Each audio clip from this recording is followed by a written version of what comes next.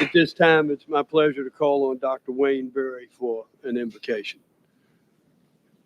Dr. Berry, thank you for being here this morning. Thank you for inviting me. My personal opinion is that you've already had the prayer. It's beautiful. Amen. Let us pray.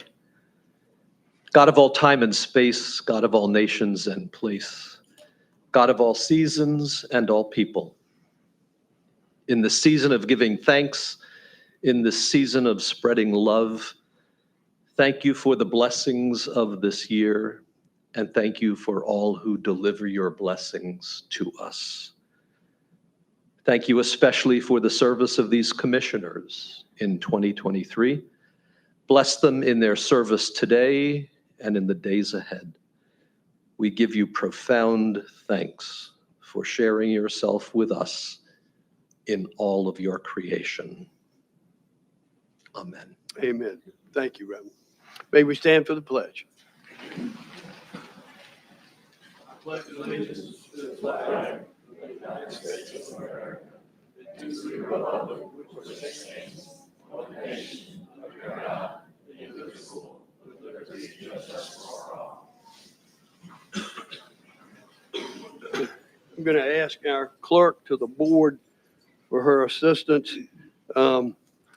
After I read this letter from the chairman of the Dare County Republican Party, it's just Chairman Woodard. This is to formally notify you that on Thursday, November the 9th, the Dare County Republican Party Executive Committee met to fill the vacancy of District 1 Commissioner, a vacancy created by the passing of Commissioner Jim Tobin. The Executive Committee has chosen Elizabeth B. Bassnight to fill this seat.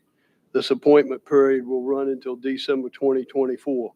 Please let me know if you have any other questions. It's signed by Brownie Douglas, Chairman of the Dare County Republican Party. Do I have a motion to accept this? So moved. It's been motioned by Commissioner Ross. It's been seconded by Commissioner Bateman. Any further discussion? Hearing none, those in favor of this nomination motion letter of appointment signify by saying aye. Aye. Opposed, like sign. Motion carries unanimous.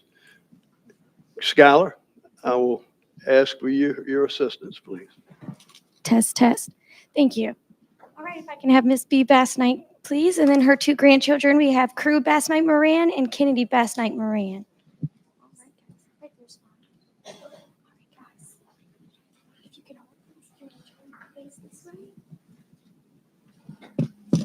And if you can hold this, you want to hold me, sweetheart? If you want to push your right hand on the back, push your right hand.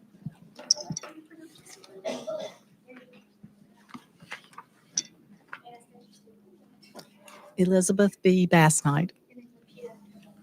I, Elizabeth B. Bassnight, I, Elizabeth B. Bassnight, do solemnly swear do solemnly swear that I will support and maintain that I will support and maintain the Constitution and laws the Constitution and laws of the United States of the United States and the Constitution and laws and the Constitution and laws of North Carolina, of North Carolina, not inconsistent therewith,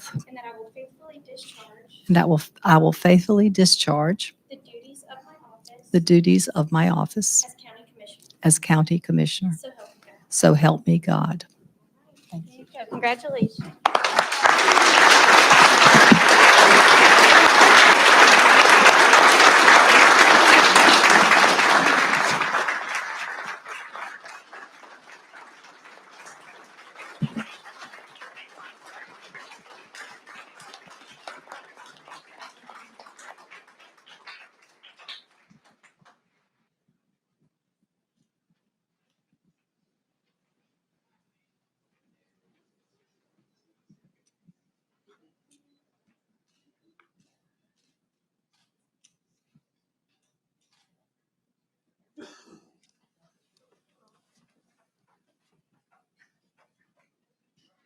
Commissioner Bassnight, if you will take your seat, please.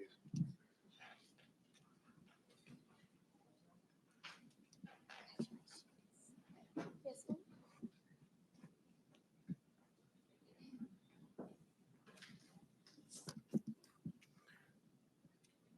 And I will formally present Commissioner Bass Knight, her Commissioner pin.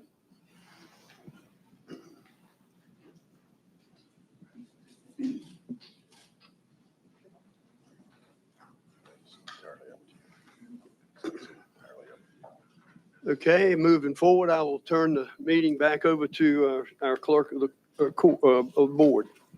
All right. And now, due to it being the first meeting in December, we will now have the election of the chairman. And in accordance with Robert Rules of Order, no second will be necessary for a motion. And in keeping with the parliamentary procedure, it will take 4 votes to elect the chairman. And with that being said, are there any nominations at this time for chairman? I nominate Robert Bob Woodard, our current chair, to be our new chair in 2024. All right. Commissioner Rob Ross has nominated Commissioner Woodard. And are there any further nominations? No? All right. And if there are no others, I will now declare this nominations closed. And as we do the voting, I'll ask that you raise your hand and keep it raised until the votes are formally recorded and announced. Those in favor of Commissioner Woodard, raise your hand. All right, Commissioner Woodard, I hereby elect you as chairman. Congratulations. Thank you.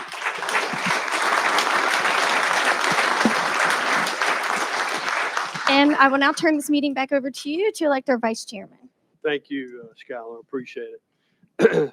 The floor is once again open for nominations for election of the vice chairman. It will need no second, but the floor is open for nominations for vice chairman. I nominate Wally Overman. All right. Are there any further nominations?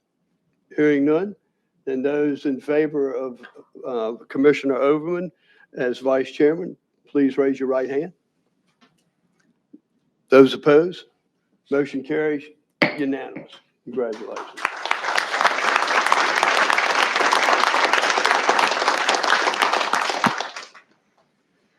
I will turn the meeting over to our county manager now. Good morning, Mr. Chairman. Congratulations, Commissioner Bass Knight, and Thank you. Merry Christmas to all of you. Item 1 on the, or I guess we're at item 4 on the agenda now, are the opening remarks from the chairman. Thank you, County Manager. And first off, I'd certainly like to thank my fellow board members for their vote of confidence again as chair of the Dare County Board of Commissioners. It's an honor and a privilege, and I appreciate it. And I appreciate working with each and every one of you. Commissioner Bass Knight, welcome. Thank you. Recently, the Dare County Emergency Management has received the 2023 Preparedness Award from the International Association of Emergency Managers. This is a 6,000 member nonprofit educational organization that's globally recognized as being the premier organization for emergency management for the counties. And our emergency management team, Drew Pearson, was nominated for the county's Love the Beach, Respect the Ocean campaign.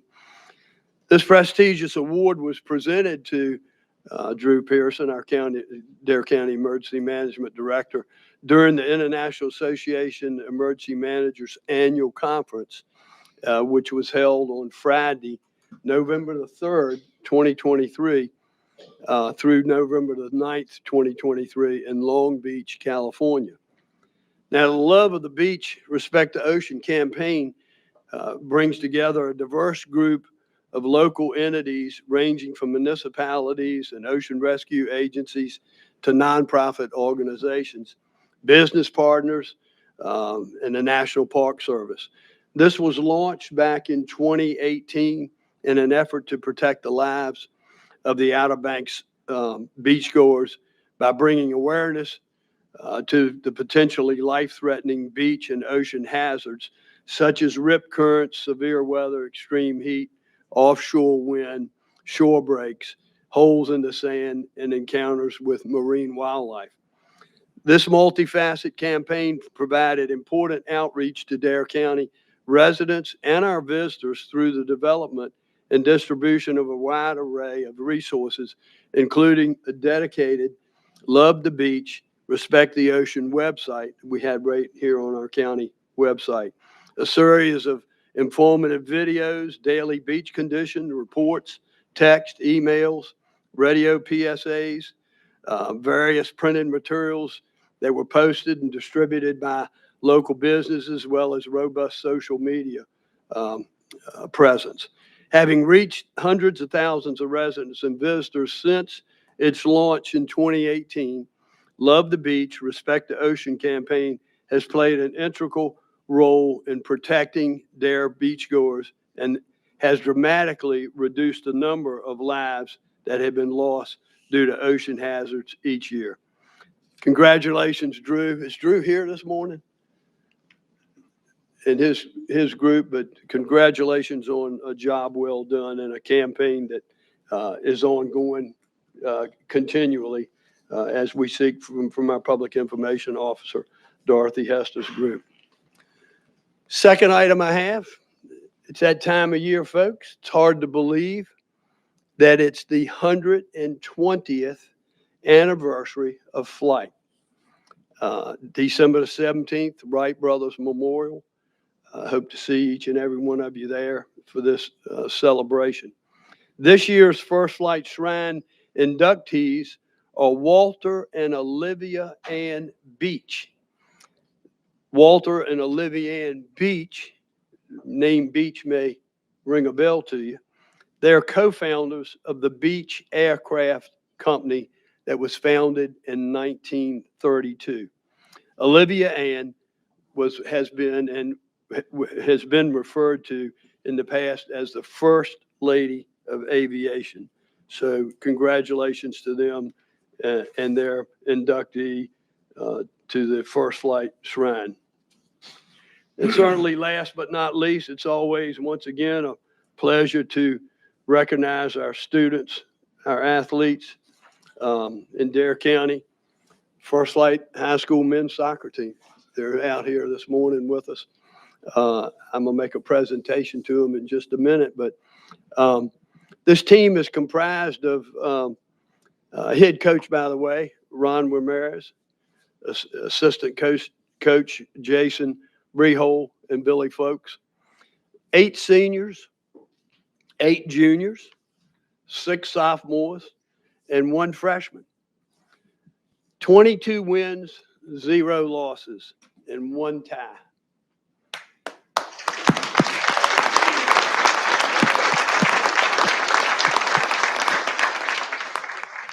Check this statistic out of these games, 22 wins.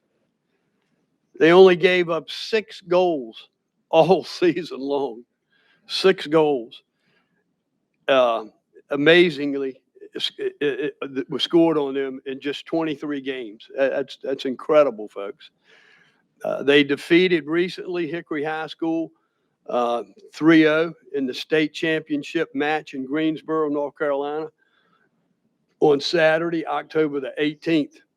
It's the first time the school has won a 3A division title. The last time the First Flight men's high school soccer team won the state championship was in 2016, and I have a signed ball on my desk up in the office upstairs from that 2016 team. And once again, it was under Juan Ramirez, but that was in Division II. Coach Ramirez has been the head coach, First Flight High School, for 18 years. This is his 3rd state championship at First Flight High School, 2 with the boys team and 1 with the girls team in 2018. The team finished the year ranked higher than any other team in school history. The team ranked 16th, they're ranked 16th in the nation and is 1st in all of North Carolina high school divisions. And we're certainly, with those remaining juniors and sophomores and others coming up, we certainly see a strong season coming again next year from this group.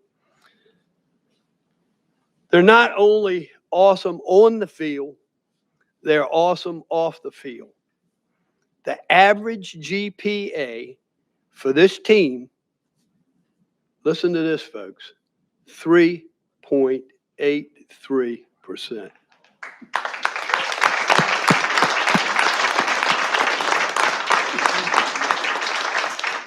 That's incredible.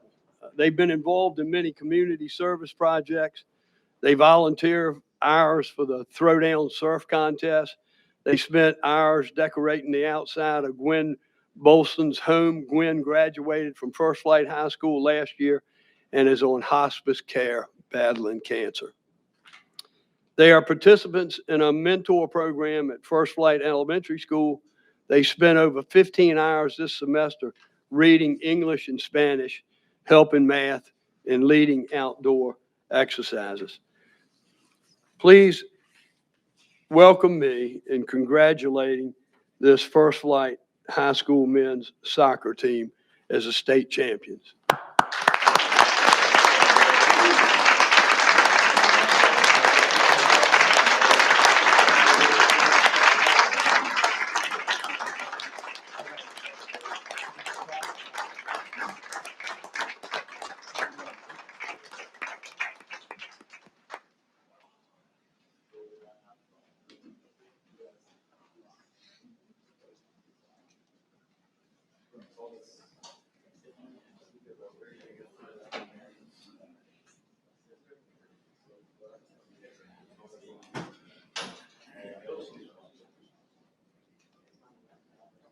It's easier to organize it on soccer field.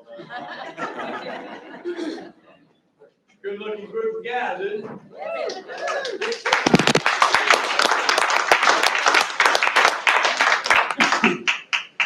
Coach, on behalf of the Dare County Board of Commissioners, it's my honor to congratulate the First Flight High School players and coaches for winning the 2023 3A North Carolina High School Athletic Association Men's Soccer Championship against Hickory High School with a score of 3-0 on Saturday, November the 18th, 2023. The Dare County Board of Commissioners salutes the undefeated First Flight High School Nighthawks for their hard work, dedication, extraordinary effort that led to this tremendous accomplishment, of which the entire Dare County community is incredibly proud. Amen. Congratulations.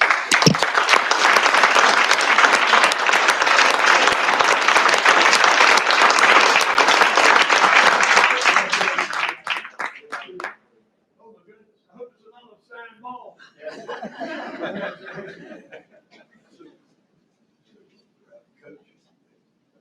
Now with this one, we got your box. Oh, okay. Congratulations. Appreciate you. Where's the seniors? Where are the 8 seniors? Raise your hand.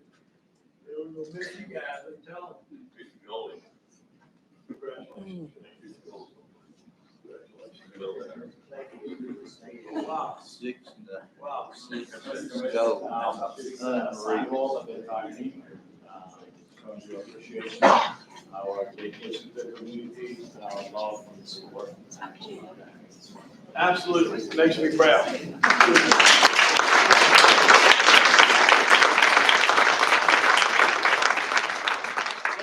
see who's come to Dare County.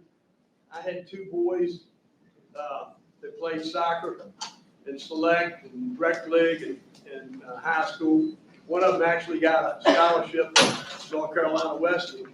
This was when we lived in Virginia, way many years back. But very proud of the fact. And I actually used to coach soccer years back. Actually went to Old Dominion and got my E-license, coach. All right. So Maybe you can come and help us out. well, no, that's no, I'm just proud of the fact that I'm a huge soccer fan, and I'm proud of the fact that these guys have done what they've done for me.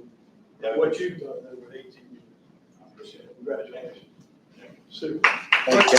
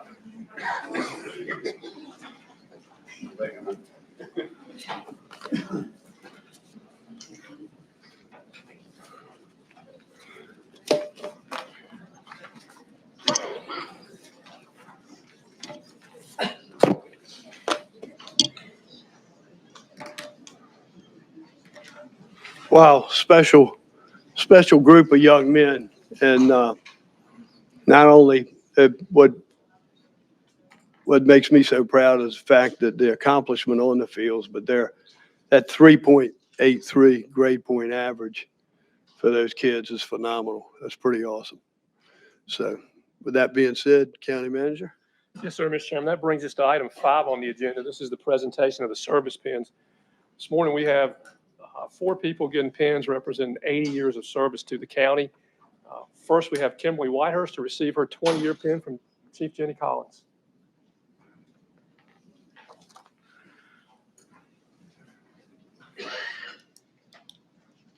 Good morning, ladies. Morning. Morning, Mr. Chairman, Commissioners. Congratulations, Chairman Fast Night. Let me introduce Lieutenant Kim Whitehurst. As you heard, she's getting her 20-year pin. When she actually was 20 years old, she was in nursing school and thought that her career path was going to take her down a nursing track. One of the electives that she had during her nursing class was on first aid and safety, and she was pretty enticed by it.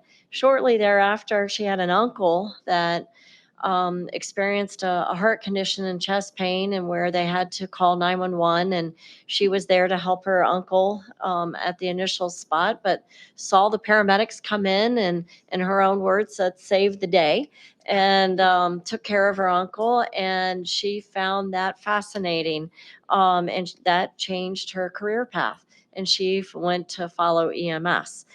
She enrolled into an EMT class in Martin County. And after being certified as an EMT, she worked for a couple transport agencies in Bertie County, but it was low acuity type transports. And she'd hear coworkers talk about their 911 experience. And she had a coworker that actually got hired by Dare County. And she picked up the phone and called Station 1 and said, y'all have any more jobs open? And she got invited in for a interview. And she says that was the best decision of her life to do. The scariest, but the best decision, she said. So she started 20 years ago. She advanced her certification in 2005 to advanced EMT. And then 5 years later, in 2010, she got her paramedic. And in 2017, she was promoted to lieutenant.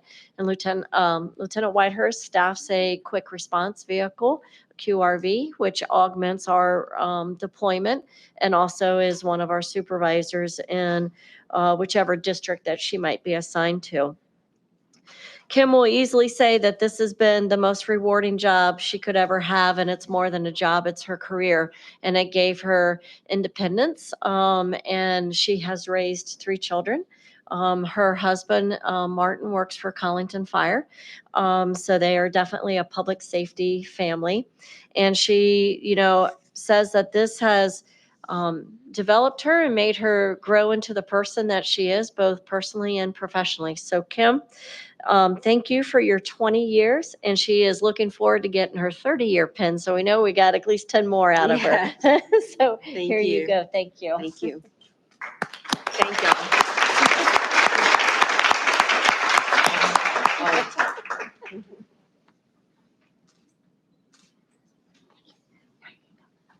Next, if Elizabeth Twine would come forward to receive her 25-year pin from Daniel Stein.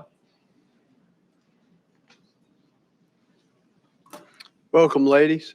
Good morning. Congratulations to all of y'all. And a wonderful time to give thanks for sure. So, and that's definitely something that I give thanks for this lady. So all I can say is, wow, 25 years of service is an absolute testimony of Liz's dedication to the in-home aid program. She is truly valued for her contributions to the care she provides to the residents of Dare County and being a lead aide to help with the continual improvement of the in-home aid program. Along with working as a full-time aide, Liz is married and is a wonderful, dedicated fur mama to 4-legged cats, whom are Gracie, Peach, Tinkerbell, Ollie, Chip, and Minnie. Liz has a fondness for Disney World. Outside of work, Liz is a talented photographer, creator of jewelry, and makes custom birthday special occasion cards. Liz's talents of professionalism and clinical skills have helped numerous clients over the years. Her institutional knowledge of the in-home aid program helps to orient our new staff so that our team is set up for success right up from the beginning. Liz is a valued team member and offers to help in whatever way possible. When she is given a task, she will have it done before I even finish my sentence. I hope she realizes what an asset she is to me and all the aides. Liz is truly a team player. An example being one afternoon, y'all know how bad traffic can be on the bypass. It was horrible, and another in-home aide was not able to get to her client to provide services at the scheduled time. Liz volunteered to cover the client so that the client would receive services in a timely fashion. Her thoughtfulness is always constant. As for each of the aides, myself included, she gives them a birthday card to let the ladies know she's thinking of them. And that's 17 of us, 18 including me. Liz's heartfelt compassion goes above and beyond her duties as an in-home aide with her coworkers as well as her clients. It is with great pride that I present this 25-year service pin to Liz. This recognition reflects the county's appreciation for her dedicated years of service and is a symbol of her professional achievements. I also want to express my personal appreciation for her achievement with these many, many years of service. Liz, please know that you're an important member of our team. Your attributes and contributions are the basis for the continued service that we provide to the residents of Dare County. Dedicated and loyal employees are a challenge to find. You are a part of the foundation and a cornerstone for the success of the in-home aid program. Thank you and congratulations.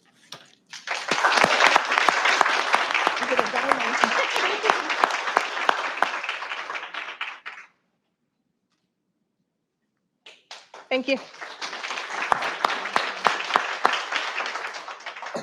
Next, if we'd have Stephen Smith come forward to receive his tenure pin from Sheriff Doug Dowdy.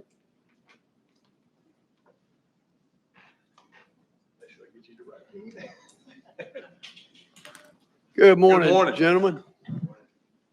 Congratulations, Mr. Chairman, Thank Mr. you. Vice Chairman, Ms. Bassnight. It's always a pleasure to come over here and where'd Stephen go? He's trying to hide from me on my left side. He can disappear that easy. As it says, I'm here to give this 10-year pin to Stephen Smith this morning. Stephen has always, well, since he's just about old enough to be in law enforcement, he's kind of been around the horn. He's been in Greenville, worked with the Greenville PD, did some community-oriented policing there, sworn in with a couple of other departments in that area while he was being smart enough to get his education. So Stephen has a 4-year degree in criminal justice from UNCW and a master's of public administration from ECU, and got that in 2021. So Stephen definitely was a working police officer while he was getting his education and bettering himself.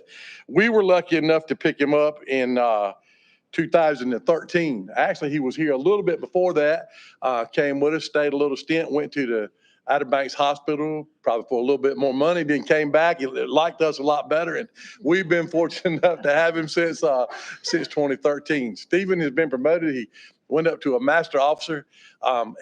He's very, very knowledgeable, knows law, knows our municipal code, and is one of our older guys now that's been around long enough because we've got a bunch of young men and women that, don't have a whole lot of time at all. So we needed that experience, and Stephen has definitely been able to give that to us and give that to him.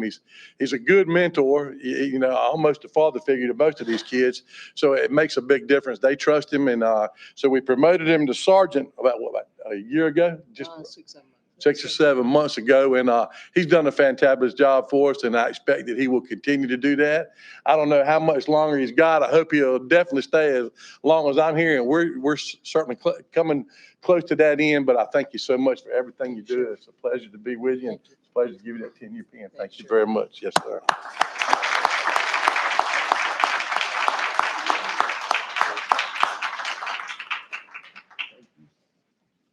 Sheriff, if you'll stay right there. Yes, sir. If Edward Scarborough would come forward to receive his 25-year pin.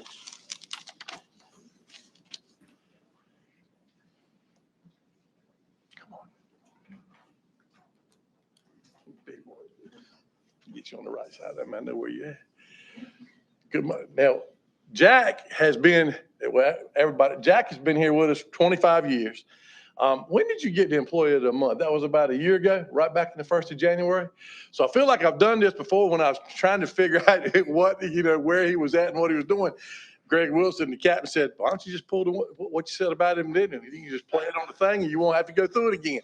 But so I'm going to be saying just about the same thing I said, except I'm going to add this to it. Jack has done a little bit of everything. Jack can do anything. Jack is one that no doubt law enforcement has been in his blood ever since he was old enough to know probably what he wanted to do. Maybe fishing gave him a little bit of trouble there to figure out which way he wanted, but he came to the right side. I don't know if he came to the most prosperous side or not, but we were certainly glad that he made that decision. Not only does Jack do law enforcement, but, you know, Jack is also the chief of the volunteer rescue squad down in Hatters. And then about 2.5 years ago, was it been that long? 2.5 years ago, we promoted Jack to the captain to be the communications director. That was a hard move for Jack to make, but an easy move for us to make. Only thing we had to figure out was Jack going to be able to, would he really like being in a closed-in area, confined into an office most of the time? But he knew everybody. He knew all the fire guys. He knew most of the EMS guys because he'd been dealing with them all his life. And Jack's heart is a servant's heart, which is something that we don't get every day. It's nice to see that both of these young men that I've talked about this morning, both of them have servant's heart. And if you got that, that's the only way you can be a cop, especially nowadays. Things are tough enough, and it makes it nice to know that's what they've wanted to do. But Jack has done a tremendous job. He's made that transition easy. And then we switched over to another system of dispatching. He's done a lot of things that have made a whole lot of things easier. Maybe our records keeping got a little bit harder, but we're working through that. They've done a stellar job, him and his two guys out there, to make all that work so much easier and better. And we're about to get through it, and I thank you for that. So, like I say, Jack, he made it through the ranks. He's come up. He's been promoted from sergeant to a lieutenant in the Hatters district, then up here running the show. But and like I said, Jack is a fisherman. I don't know if by heart or not, but he definitely does a little bit of both.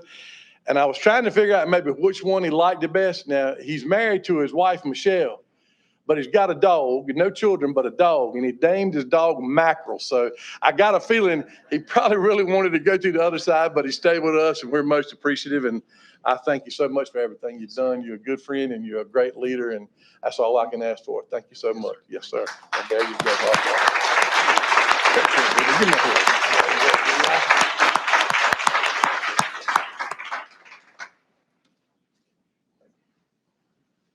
Next, we have our Employee of the Month, and if Debbie Dutton would come forward to make that presentation.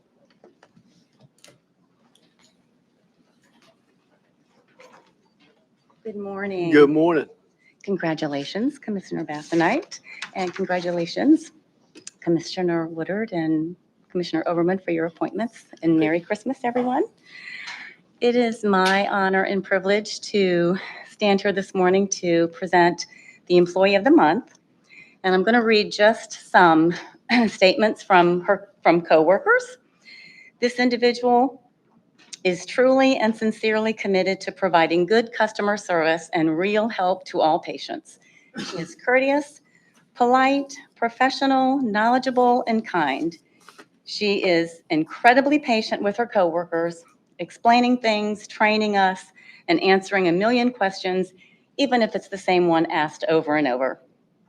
She has a great sense of humor and can maintain a good balance between professionalism and camaraderie. She is the unsung hero of what goes on in the clinic. She works behind the scenes so that everything else that is visible runs without a hitch. I really can't go any further without recognizing Angie. Angie Grant.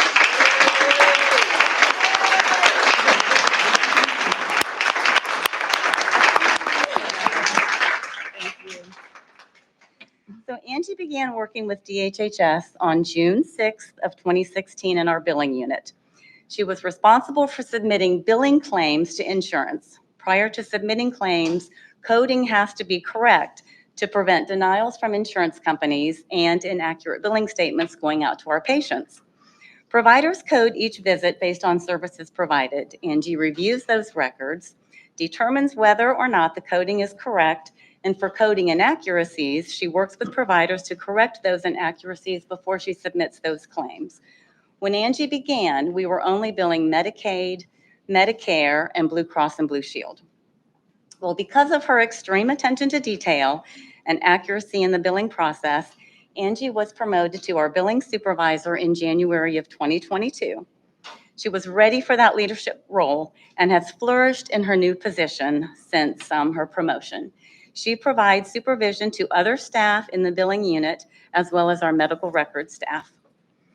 While at one time, like I mentioned, we were only billing Medicaid, Medicare, and Blue Cross, Angie took the initiative to contract with MedCost, Cigna, and is now working on adding Aetna as well. This has allowed our clinic to provide more services to the community. Angie has provided guidance throughout Medicaid transformation, which expanded a single Medicaid product into a minimum of 4 different Medicaid products, which is mind-blowing. It's exhausting. She is currently actively working on Medicaid expansion and what that is going to mean not only for us, but for our patients. Billing insurance for behavioral health was outside our capabilities just a few years ago. She has helped navigate the start of our behavioral health program and all of the requirements that come along with that. She has added, we've added a new provider. She has helped her get her NPI number. She's helped contract with Trillium and created new encounter forms with billing codes that we have never used before. Not only did she manage to make all this happen, then she had to train our staff on how to implement those billing practices. She is truly an expert at her job. She is reliable and she is a team player. She is my go-to person for running numbers, for reports through our electronic medical records database when we apply for grants to help sustain our programs that we're able to offer to our community. Some comments from her direct reports. She is level-headed. She is kind-hearted, quick-witted, multitasking ninja of the health department. She does so much more than her normal day-to-day tasks. She genuinely cares about her staff and always checks on them day by day. She will go to bat for you and will speak up about anything she doesn't necessarily agree with to help support her staff in the roles that they play. She is a great boss, and we are lucky to have her. So, congratulations, Thank you. Angie. We are super proud of you. Thank you.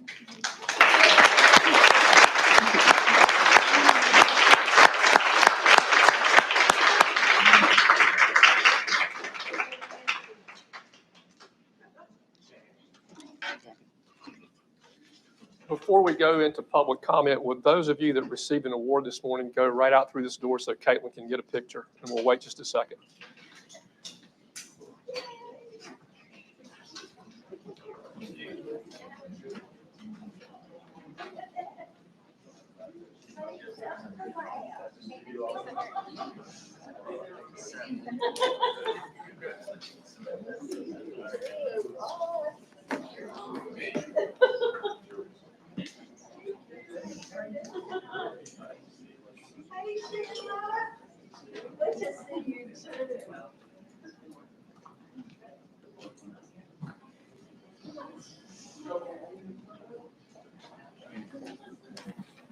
Ladies and gentlemen, now's the time that's been set aside for public comment. If you have public comment this morning and you've not signed up, raise your hand. I'll recognize you. When I do, please come up to the podium.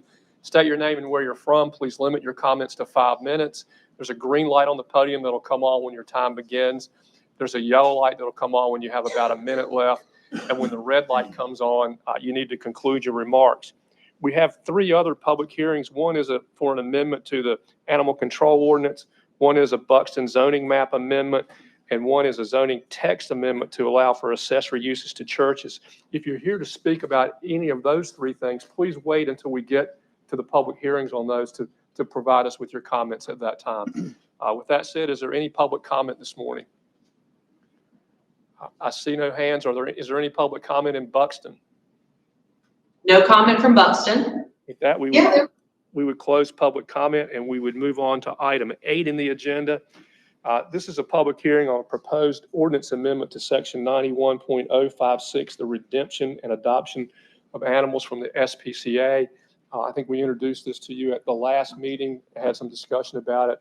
Now's the time for the public hearing, and when the public hearing's concluded, then we'll come back and have some discussion and decide how to proceed. Is there anyone here who'd like to speak to that issue this morning? I see no hands here. Anyone from Buxton like to speak to that issue? Yes, I have one speaker, Miss Grace Hallenbeck.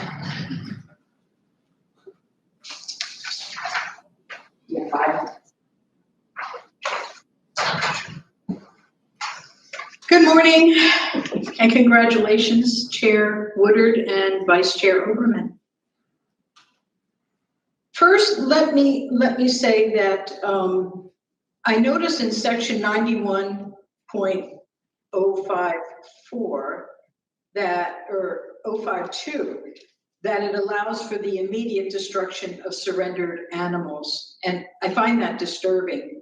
Now, I agree with the 3-day notice. I had spoken to Director Coleman, and we had a very nice conversation. And in learning more, the 3 days seems good for notice. But shortening the length from 8 days to 3 days,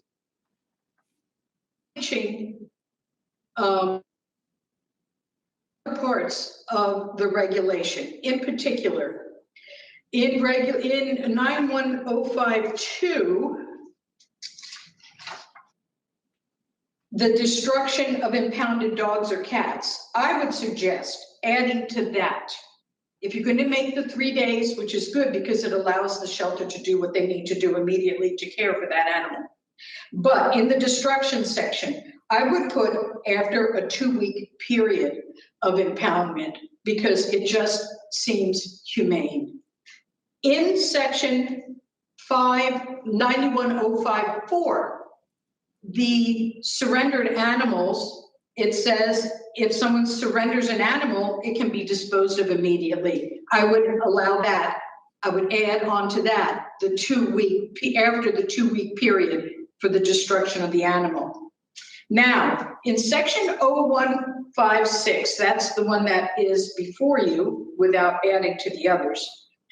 The subsection A1, I would put the 3 days as they're asking. In subsection 2, I would put the owner shall be entitled after 5 days, the entitled 5 days after the expiration for someone to redeem their animal. And 5 days seems like a happy medium because people work, they have to make arrangements to get up the road. And here, you know, we have problems with the road, but the 5 days seems a fair compromise. I have a friend who's a chief dog catcher in a state I used to live in, and they had the same thing come up and they reached that happy medium and it seems to be working well. And I think that's fair. In 91056 subsection B, it says the adoption. I would put after 5 days notice that the animal can be adopted. So now we have 3 things. We have 3 days notice of one, that's a very smart thing. And it allows, as I said, for the animal to be seen by the vet, whatever they need to do to socialize the animal, whatever. And this, of course, is if not, the animal's not immediately sick, and then I guess they have that authority to immediately destroy. So we have the 3 days notice, then we have 5 days for redemption, and we have 2 weeks for destruction. And again, there are 3 applicable sections of this section of, it's not law, of regulation. And I would do that because you can't just put 3 days and just bring everything crashing down to 3 days. It really has far-reaching effects. That's it. And I hope you'll consider what I had to say. Are there any, I know this is not a question and answer, but does anybody have any questions for me? Okay, that's it. Thank you. Any other public comment from Buxton? No more comment from Buxton. With that, we would then close the public hearing. And Bill, would you like to come forward? You have the ordinance before you. I know that we've had some discussion. I got a call with using the word disposed in the first paragraph A. I talked to a couple of commissioners. I talked to Mr. Coleman about that. What that is supposed to be broader. Some people are construing that as to putting the animal down. That's not what it's intended to be. But in order to avoid that concern, we could change that to suitably placed. And I would suggest that you put suitably placed or other disposition is made pursuant to the ordinances, so that it gives the SPCA the flexibility to follow their other ordinance provisions as well. With that, and that would take care of that concern with the word disposed of. With that, I would leave it to the board. Mr. Coleman's here for questions. Mr. Chairman, I'll leave with you. Yeah, I think Ms. Hellenbach makes some pretty good valid arguments. I wouldn't have any problem with the 5 days notice for redemption, and certainly wouldn't have any problem with the added 2 weeks period for destruction, but that's just a personal.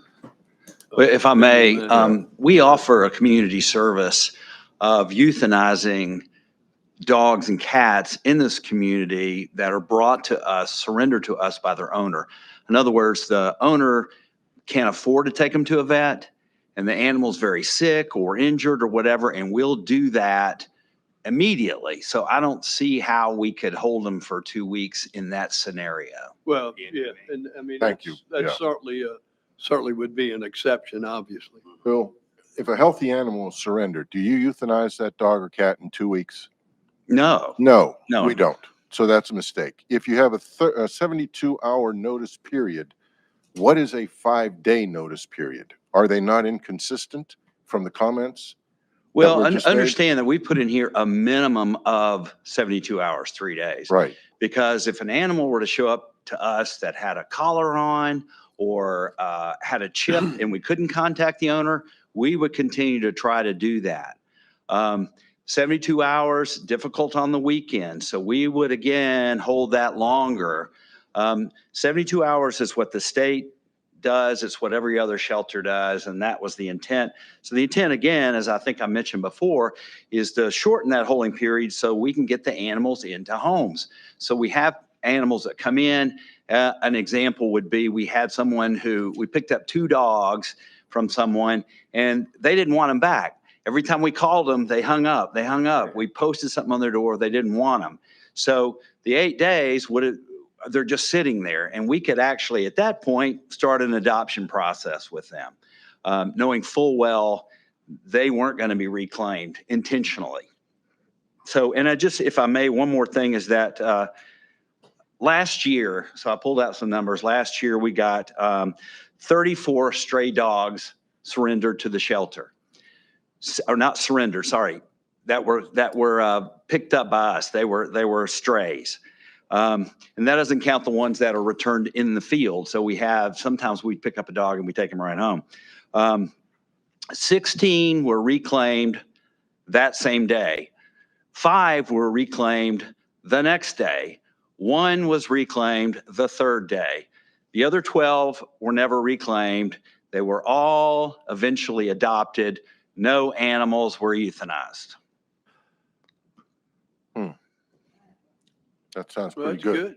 That's good. Yeah, there's been a sort of confusing cacophony of feedback, irate emails. I was just reading 3 more that came in today. They range from, I'm not concerned about euthanizing, but what if I go on vacation, and I'm quoting from the email, and I'm gone for 3 or 4 days, my animal could have been picked up and adopted. Well, if you're gone for 3 or 4 days and you've abandoned your animal out in the, maybe that would be a good thing for the animal. So I'm not concerned, Bill. Well, and I have an employee who's been with me 18 years, and she said, we have never adopted an animal out that somebody came back and reclaimed. It just hasn't happened.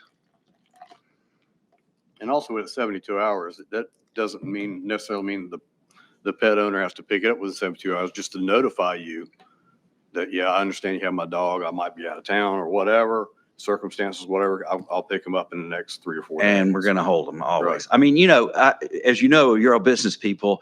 It's more difficult to get a new customer than to get a returning customer. So in that theory, we'd always rather have the animal go to its home. That's much easier than trying to get a new adoption out of it. Bill, do we accept feral cats into the shelter to then be adopted out as cats or pets? Well, feral cats would probably not be adopted out. Ah, why is And- that, Bill? Because they're just not adoptable. They're wild animals, Bill. They're Right, not and, adoptable. So Okay. really the only time we'll deal with feral cats in that scenario is Kill Devil Hills has their own animal control, and they'll get feral cats in and hold them for 3 days. We don't know where they came from, so we almost have no choice but to euthanize them, because living in the shelter is not a life. Bill, when you make the decisions back here, I need Yeah. a booster seat. No, you don't. When you make the decision to euthanize, is that your decision? Is there a board that makes the decision? We have a euthanasia committee, Committee? Okay. and there's 5 of us on the committee, and now we have a vet on staff. So she's going to attend those meetings as well. And trust me, it is a difficult decision. Sure. And, my folks, nobody wants to do it. Nobody Mhm. likes to do it. And so we'd rather not ever do it. Yeah, and I'll I add understand this, that. one of the pet of the week that we've recently had, that dog's been in the shelter for a year. Yeah. So So- there are no time limits on how long an animal will stay in the shelter. Bill, so, we pick up a feral cat and we neuter it. We have the ears clipped, put back into the system. Kid Over Hills picks that cat up, brings them to you. Do we euthanize it? I can't answer that question because no. Don't tell the Kill Devil Hills people that. But if we know where an animal's coming from, we're going to return it. Why And would we not try to wanna work tell- with Why them. would They we have not want to tell the Kill Devil Hills people that, Bill?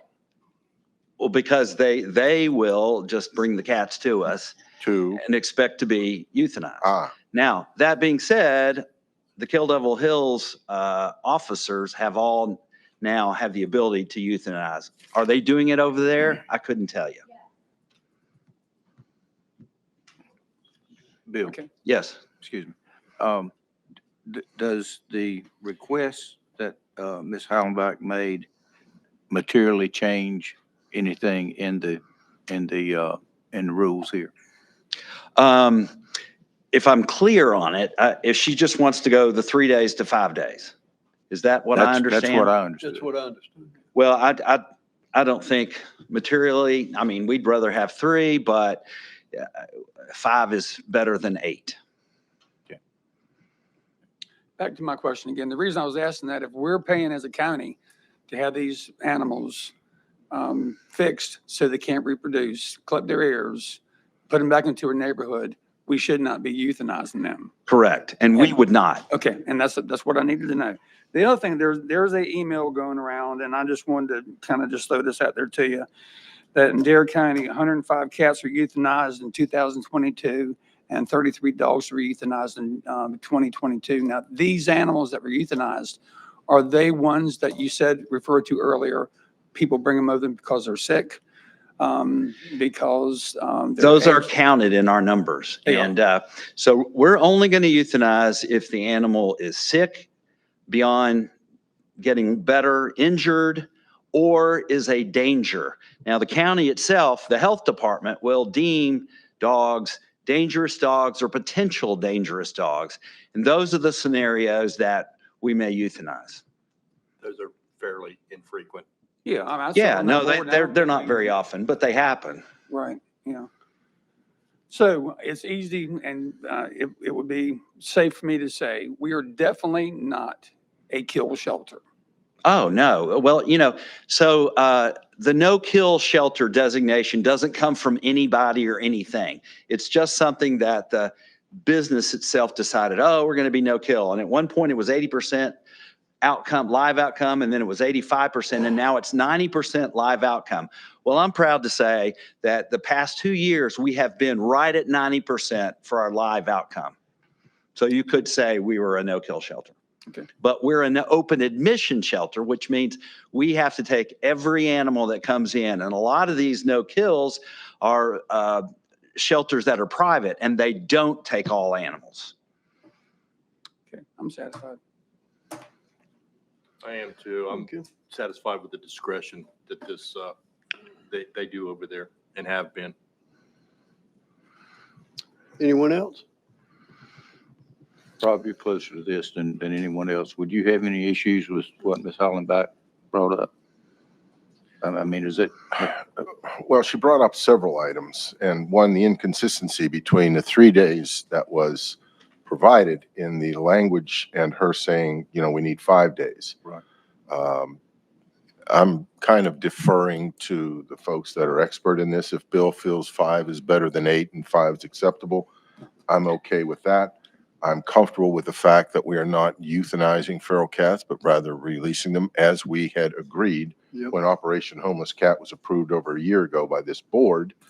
I am happy to know that we are at 90% approximately or better here the last 2 years on live outcomes. I'm happy to hear that we are not just randomly destroying animals, guys, as we have seen some social media and other public comments raised, which probably you could tell irritate me just a little bit. And I'm fine with the modifications that county manager proposed with regarding disposition or ultimate placement that you described, and modifying it to a minimum of 5 days instead of 72 hours. Same. Okay. Do we have all that? Is that a motion? That's a motion. All right. Second. All right. Motion's been made by Commissioner Ross, and it's been seconded by the Vice Chairman with those corrections. Any further comments? Hearing none, then those in favor of that motion signify by saying aye. Aye. Aye. Opposed, like sign.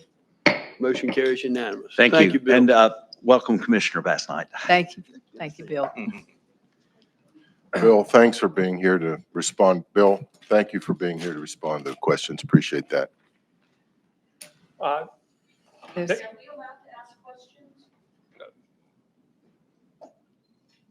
Of this item we just passed? I mean, I certainly would have recognized you before we made before we passed the motion, but We just had a public we just had a public hearing. There's a sign-up sheet. And it was a sign-up sheet for it. But out of due respect, I mean, sure, come on. No, ma'am, come to the podium, state your name.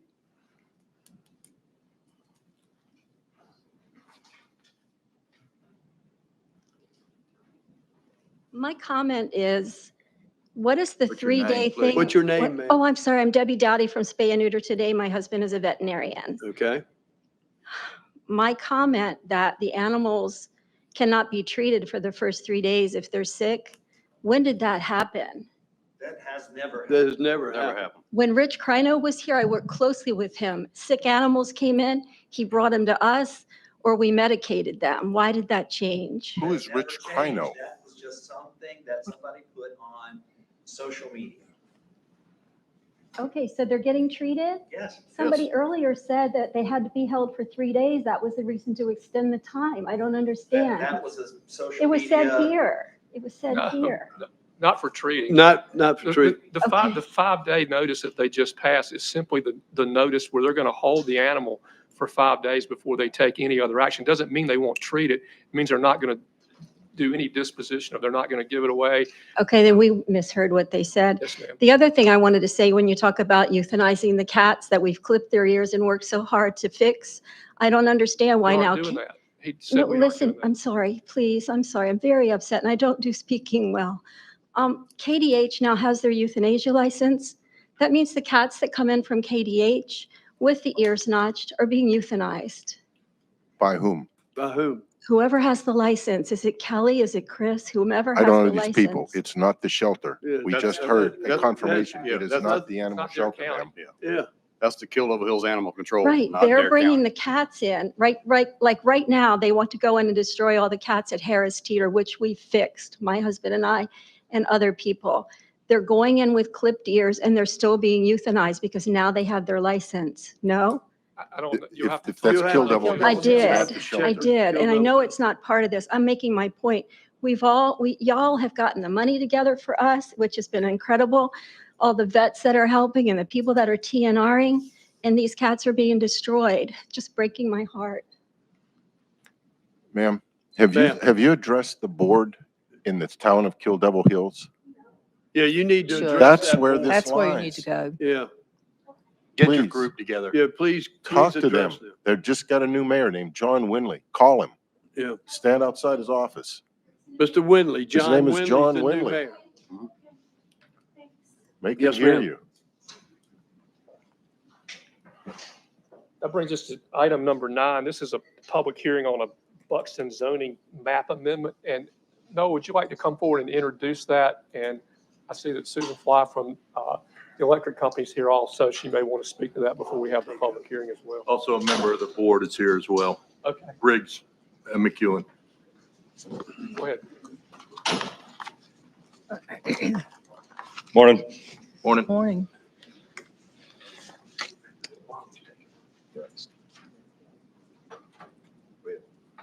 Didn't? All right. The Cape Hatteras Electric Membership Cooperation and Point Break Pools and Spas has submitted a zoning map amendment for their 6 parcels located along Light Plant Road in Buxton. They're seeking a rezoning from the R2A, which is their current zoning designation, to a C3 zoning designation. The current use of the power co-op being there is an afforded use in both of the districts, the R2A and the C3. They're seeking the rezoning, which would allow them an increase in lot coverage for future expansions as power needs increase on Hatteras Island. So that's the reason behind the map amendment. Point Break Pools and Spas owns a piece of property that's located in between 2 of the power co-op's parcels. And so he joined in with them asking to be rezoned as well. So it was a continuous piece of C3 if the zoning map amendment was to be approved. I'm pretty good with this, Noah. I've been going through the map photos. They're outlined in red, and I didn't know exactly what I was looking at. There are a series of them. The ones in red, those are aerials that were submitted with the application by the power co-op showing their 5 parcels. I've included a map as well that outlined the parcels that were to be rezoned and labeled some of the surrounding zoning Okay, and uses. which one labels the parcels to be rezoned out of this whole collection of overhead? What was that? Which one is the one? It's all of them. It's 6 parcels being rezoned. So they've all got buildings and power equipment on them already? Yes, sir. It would have, the rezoning would afford them an expansion in I lot apologize. coverage. I thought we had 6 parcels of empty land we're rezoning. No, sir, there's current uses. I stated that prior that Okay. the All right, public and private utilities was afforded in the R2A and the C3. okay. The rezoning would afford them an increase in lot coverage. So they're already using those properties now. Yes, ma'am. Okay. Okay, thanks, Noah.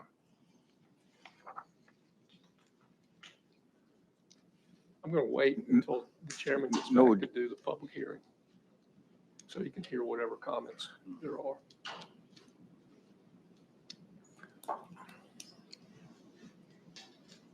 Vice Chairman, you want to go into recess while we're waiting? We can do that. Okay. We'll take a 10-minute recess. Yeah, take quick recess. Chairman, we're at item 9. This is a public hearing on the Buxton zoning map amendment. We're now ready to have that public hearing. If anyone would like to speak to that issue, I don't have anybody signed up, I don't think. But if you're here, raise your hand and I'll recognize you and come forward. State your name and where you're from. I'm Susan Fly. Come on up to the podium, please.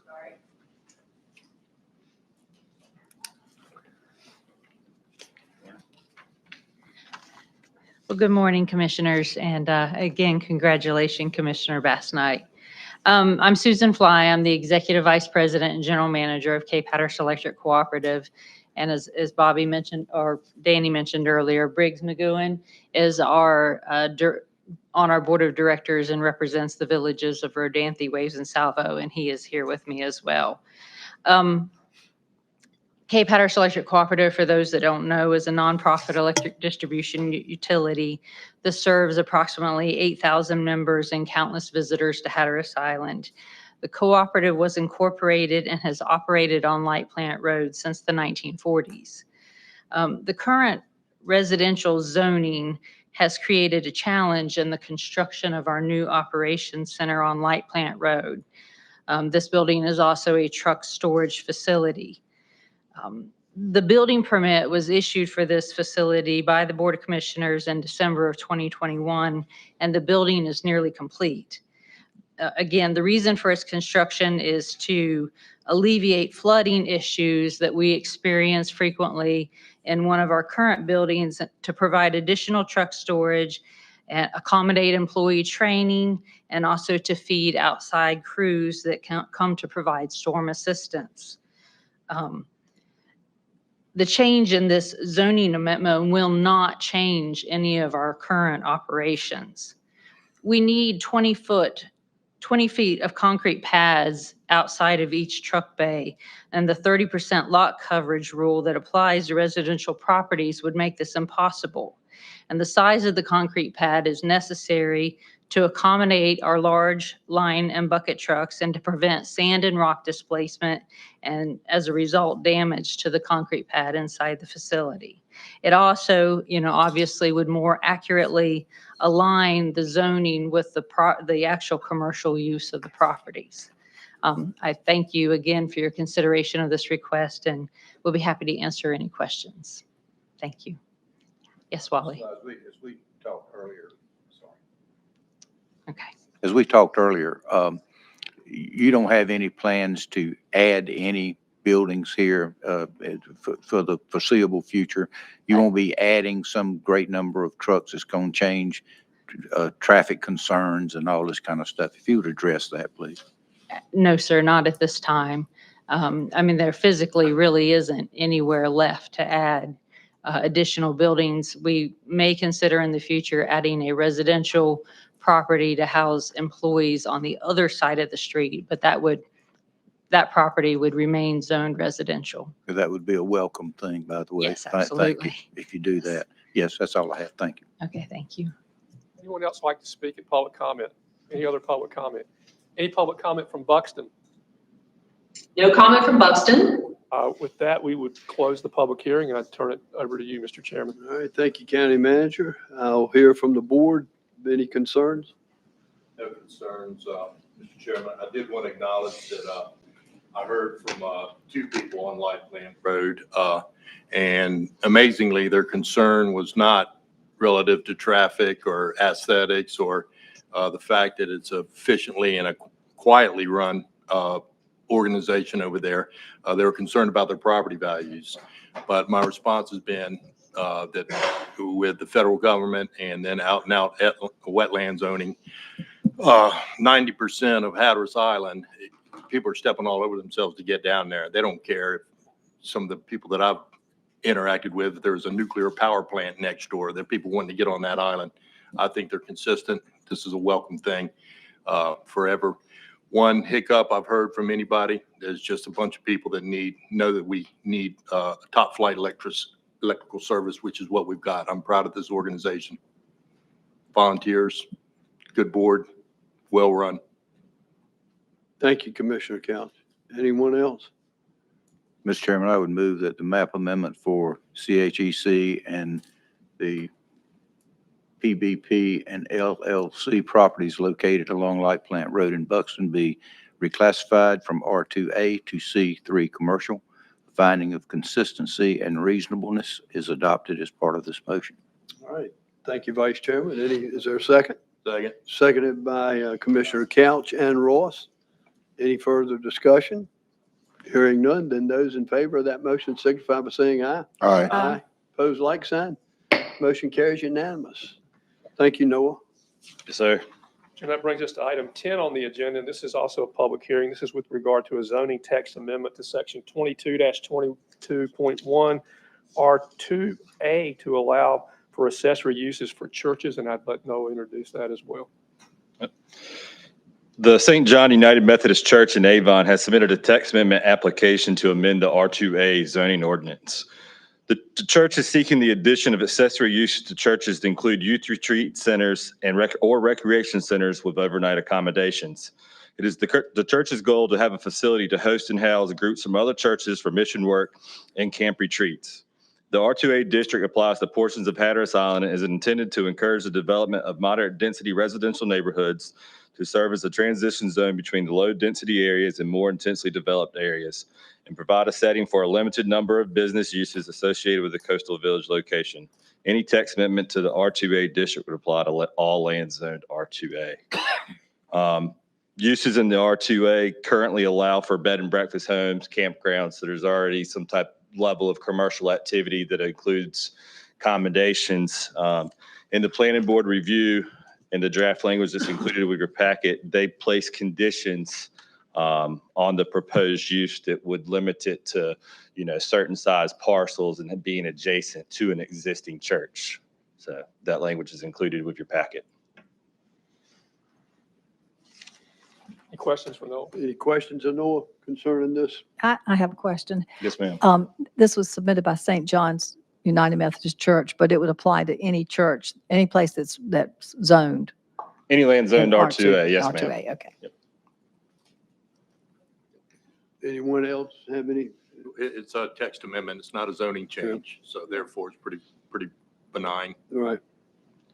Anyone here like to speak to that issue? We'll open the public hearing. Anyone like to speak to that issue? I see no hands. Anyone like to speak to that issue from Buxton?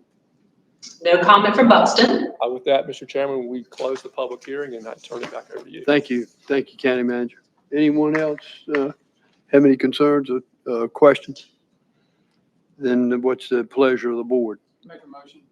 I move the draft amendment to the R2A zoning district, section 2222-1, Dare County zoning ordinance be adopted as drafted. The statement of consistency and reasonableness as prepared by staff is adopted as part of the motion. All right, it's a motion on the floor by Commissioner Bateman. Do I have a second? Second. Seconded by Vice Chairman Overman. Any further discussion? Hearing none, those in favor signify by saying aye. Aye. Opposed, like sign. Motion carries unanimous. Item 11 is the Kenrick Albaugh Storage Warehouse Group Development Special Use Permit number 6-2023. We'll wait just a second. For those that would like to testify or speak at this, need to be sworn because this is a special use permit.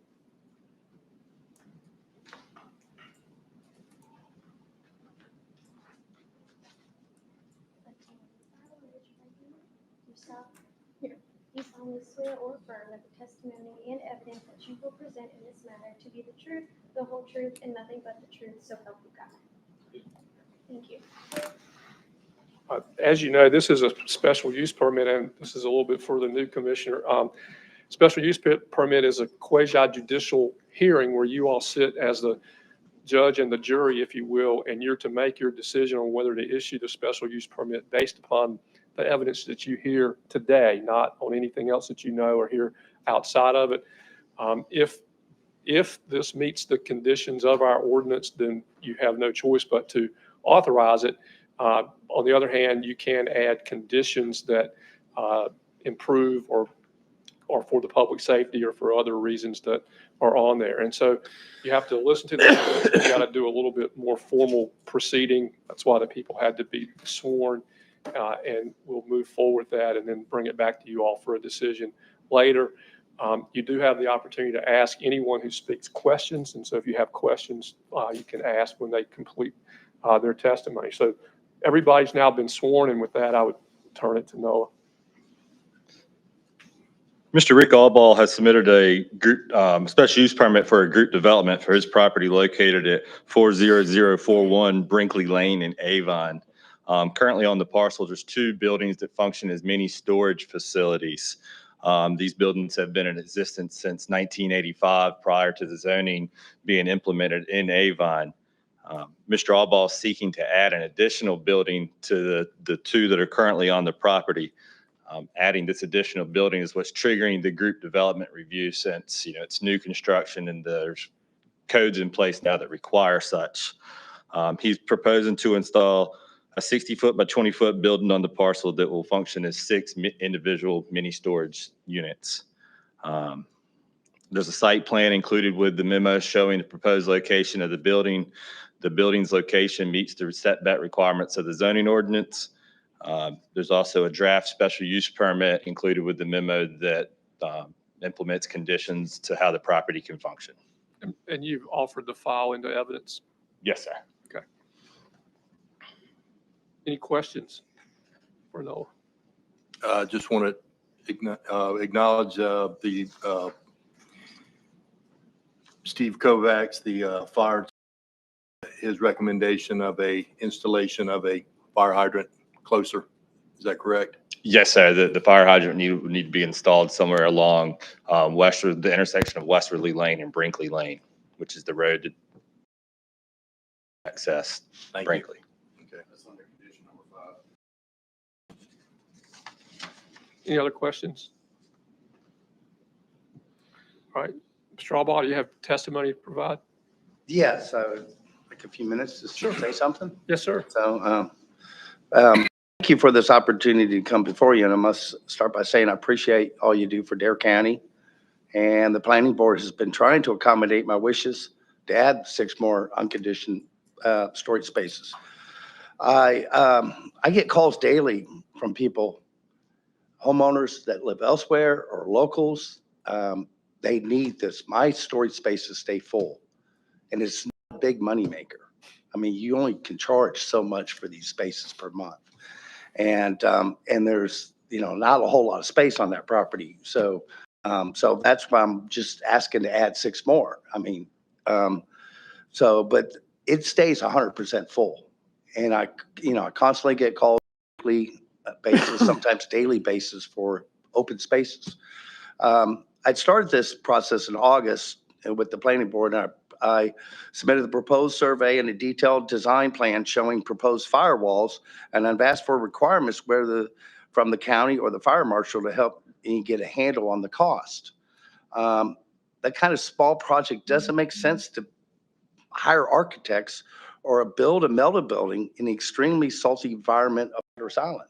I mean, there's an expression on Hatteras Island that even plastic will rust.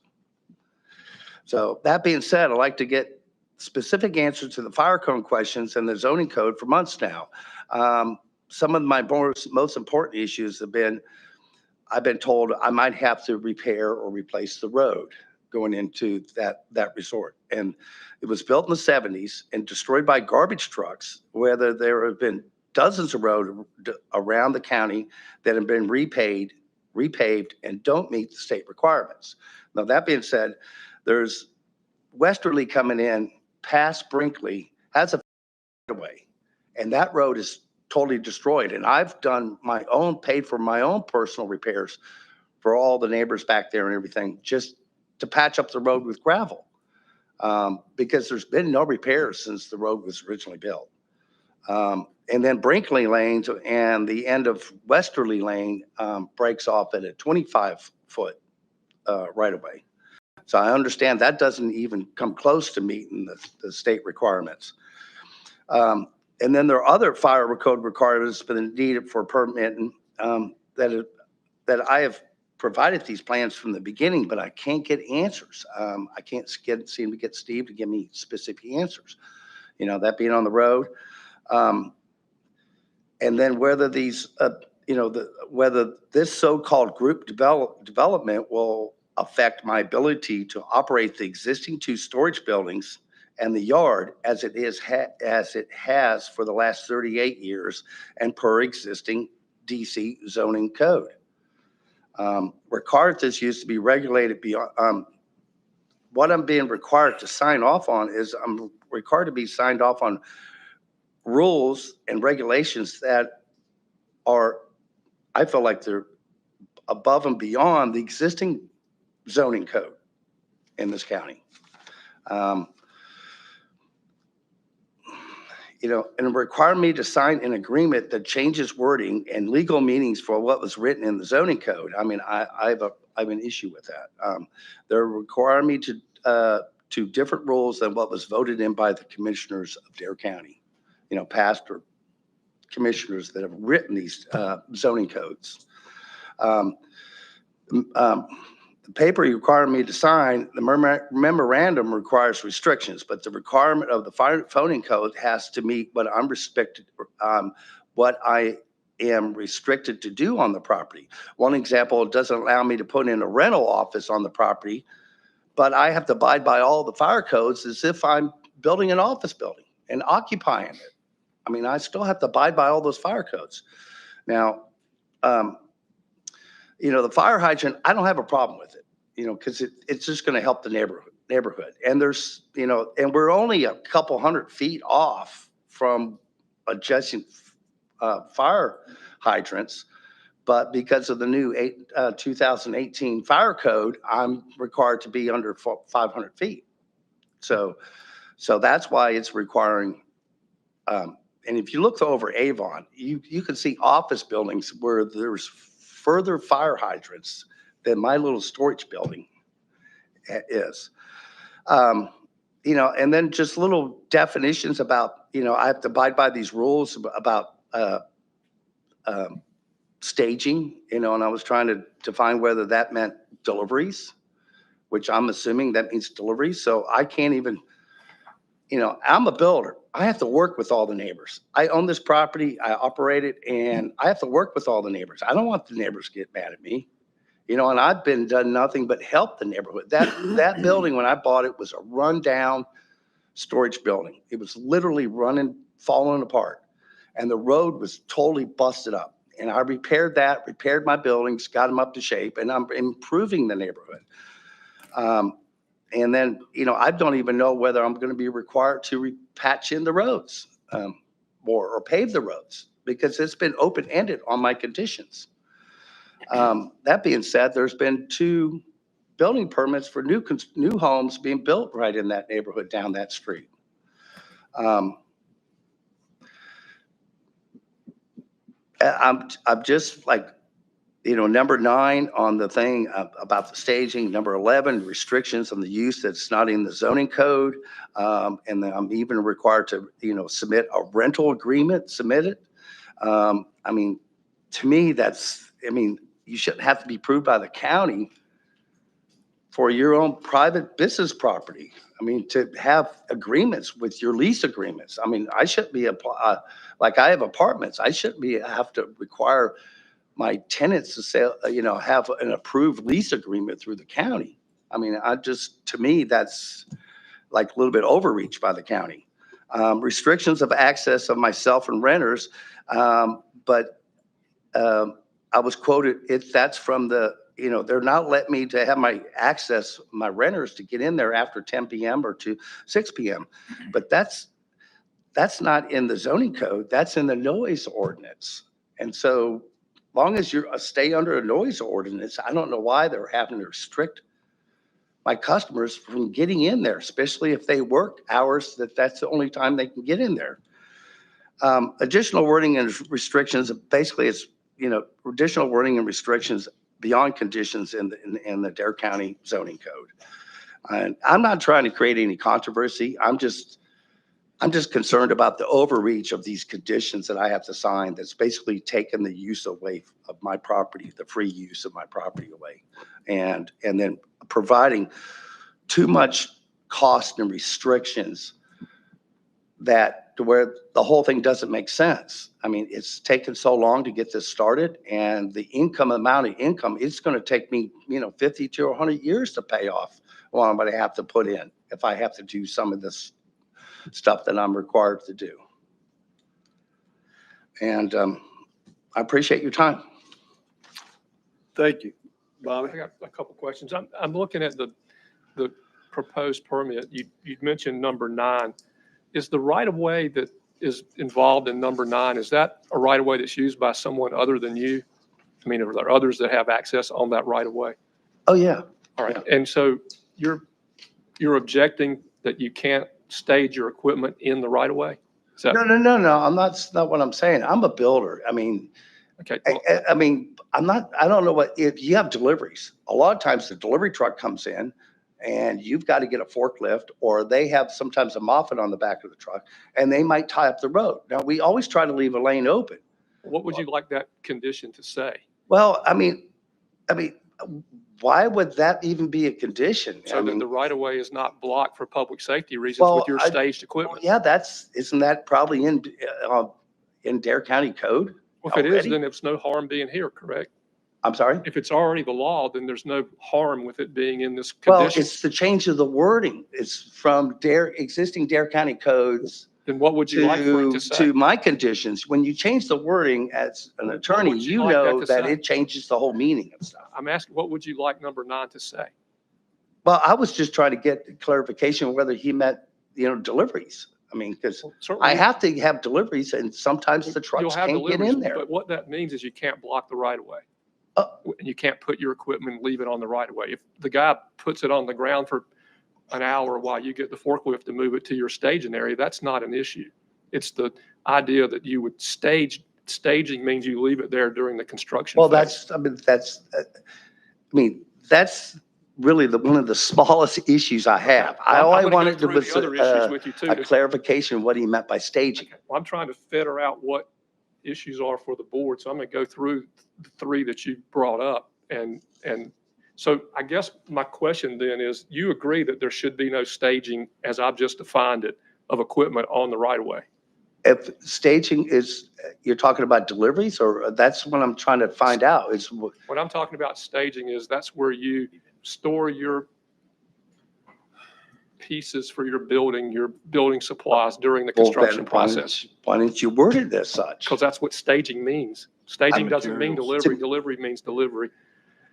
Well, I didn't get that. So, Okay. Well, that's what we mean. You have. that's all I was trying Then to, you have no we're spending a objection lot of to- time talking about delivery or staging. understand. So So- it's like, all I so- needed was a Right. So as I've definition just of it. defined staging, you don't have an issue with that. Is correct?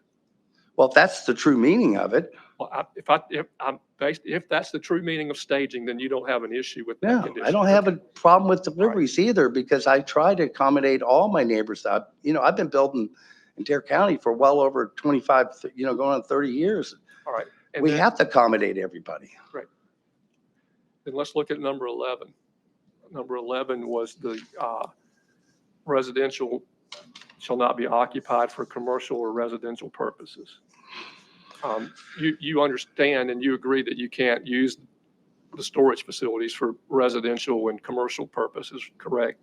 Well, it's a commercial property. Why can't I use it put my own office for the business in there? I mean, you're restricting me, and it says it cannot be used or occupied. I mean, I'm not applying for a residential permit. I understand that. Number 11 is addressing the use of the actual unit, that a business can't come in to the unit, open up a unit and have commercial activities, functioning as somebody coming into the unit with an office setting unit. Nowhere does it say that you can't have an office on the property. You can't take one of the storage units and make it an office It space says because it's the not built. storage units shall not be used or occupied for residential or commercial Well, I purposes. understand that, but residential, commercial, but a lot of the storage spaces are in there are by small businesses, and they store their equipment and their overflow materials, and they go in there every so often to get their stuff in and out. And so it's being used by a business. But the commercial activity of their business isn't functioning on that site. It's not their office. Well, I know, but it's vague warning on how that's worded. Okay. And All right, so you agree that they can't run their office out of the storage unit, correct? They can. oh store yeah, I their- don't want them They can running. store their I mean, commercial goods. Okay, well, we'll fix that then. Okay.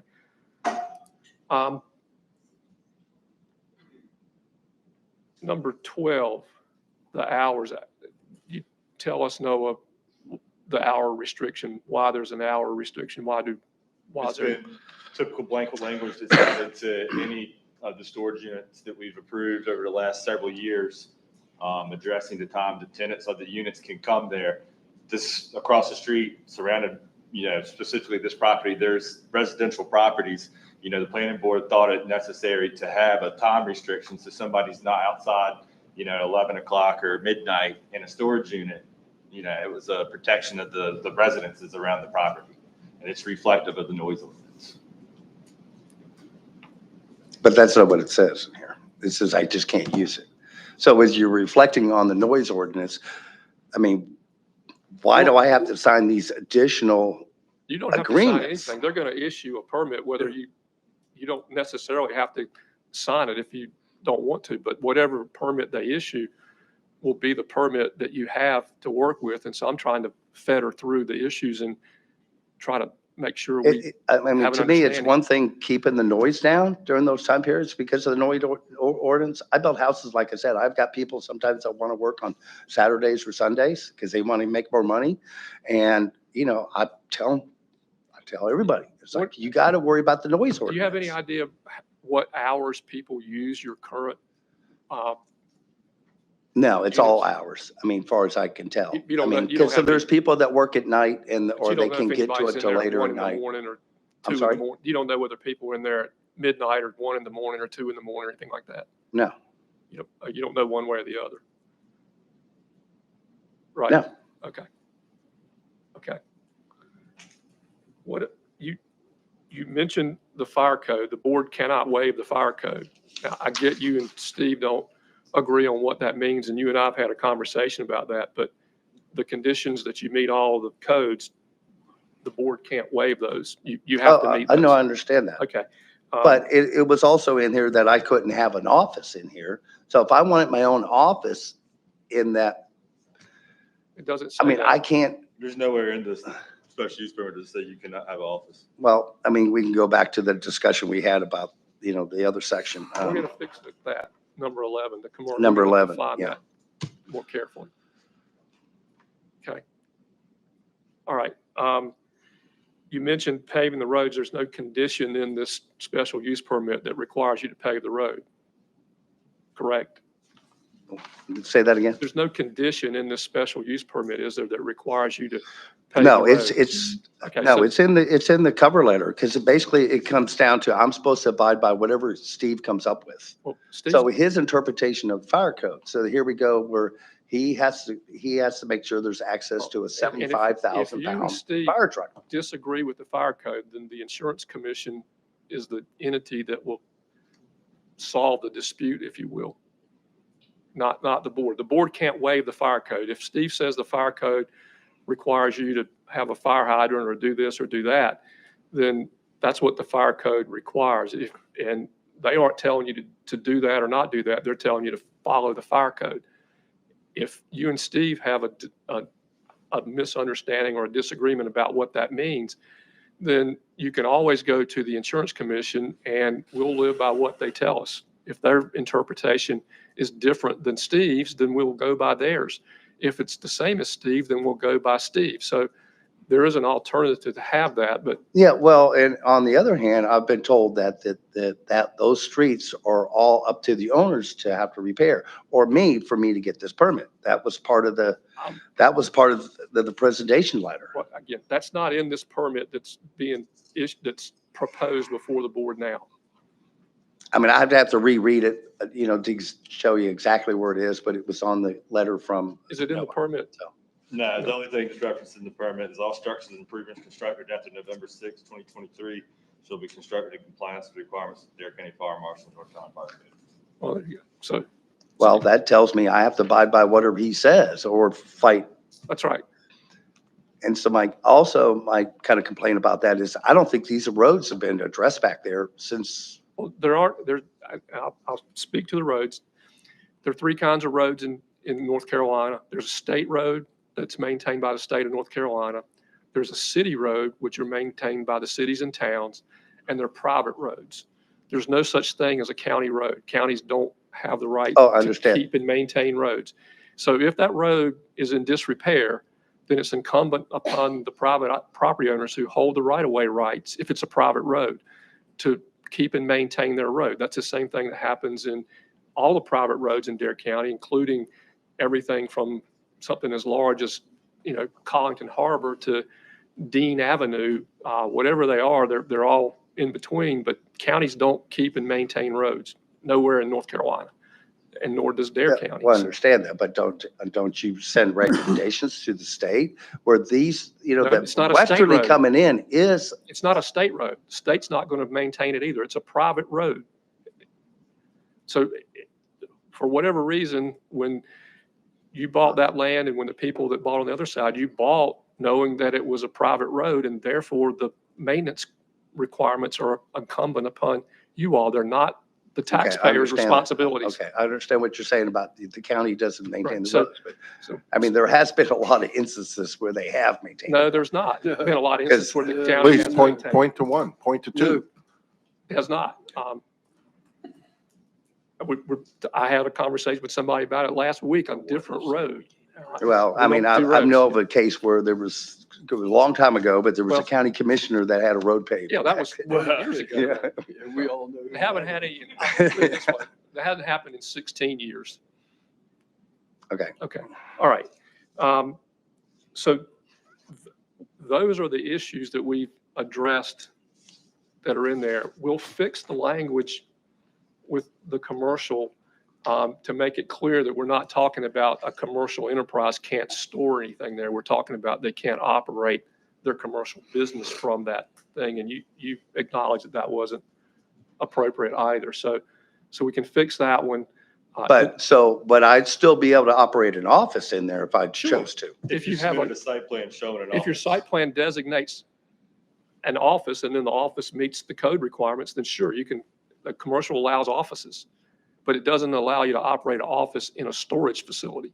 If you want to turn one of those storage facilities into an office, then it's got to be to whatever the code requires an office to be built as, and you've got to bring a site plan in to get a permit to do that. So you can turn them all into offices if the code would allow it, if you follow the code. Okay. Couple of things, housekeeping things. Do you consent to the submission of the file into evidence so that the board can review the things that we've talked about? Yes. Okay. And you consent to the testimony that Noah gave earlier, the outline that he gave of the issues in the project before you? Yes. Okay.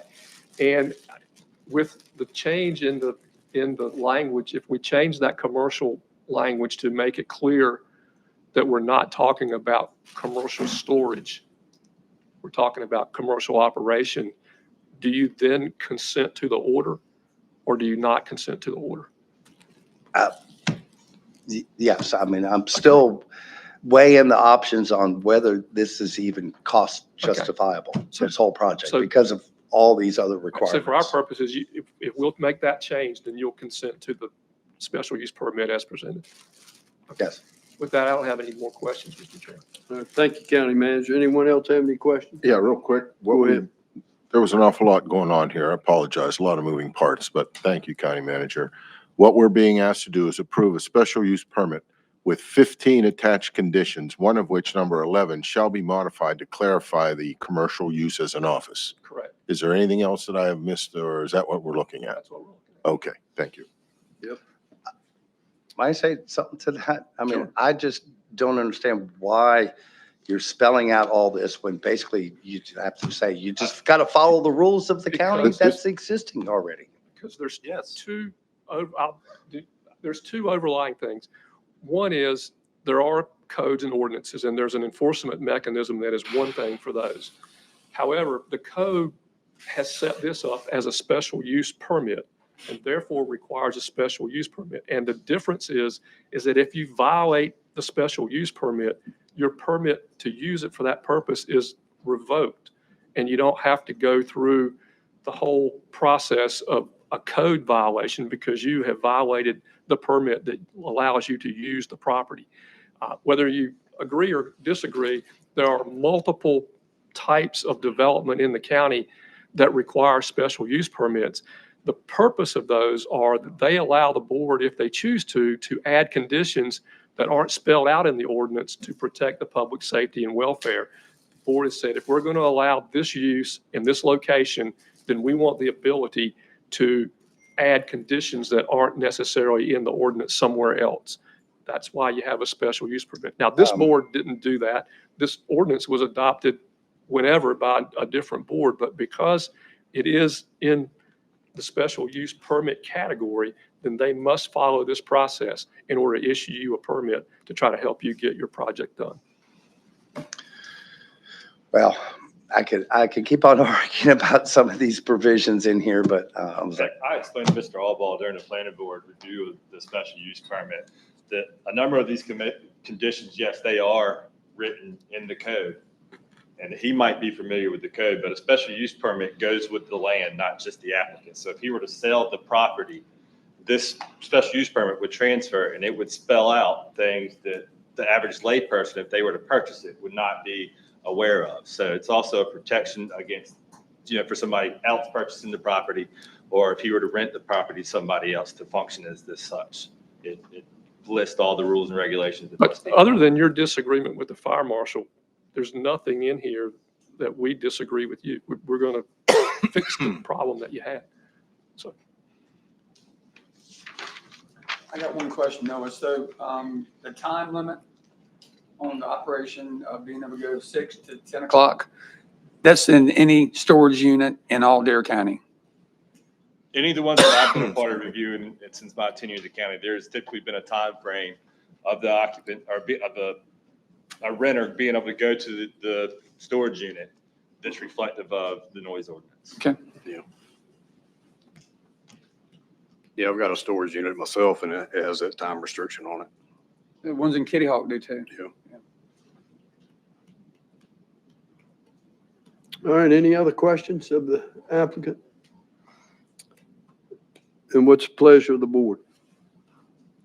I move to approve. I'm looking for the language in my packet here, but I move to approve under the existing conditions that have been put forth here. Bobby, what else do I need to add to that? with the change in the definition of commercial as we've discussed in number 11.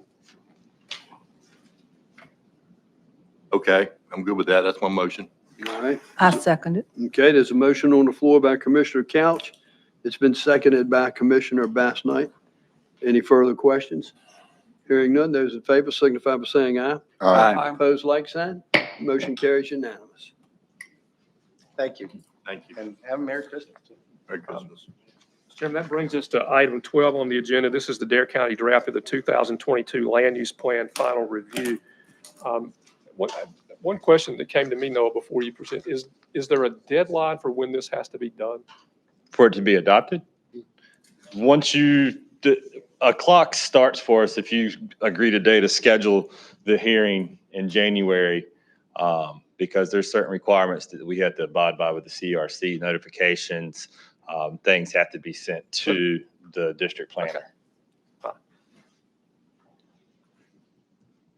Go ahead and just sort of give them an outline of what it is and what we're doing. So back in the current plan that we're operating under was the 2009 Dare County Land Use Plan.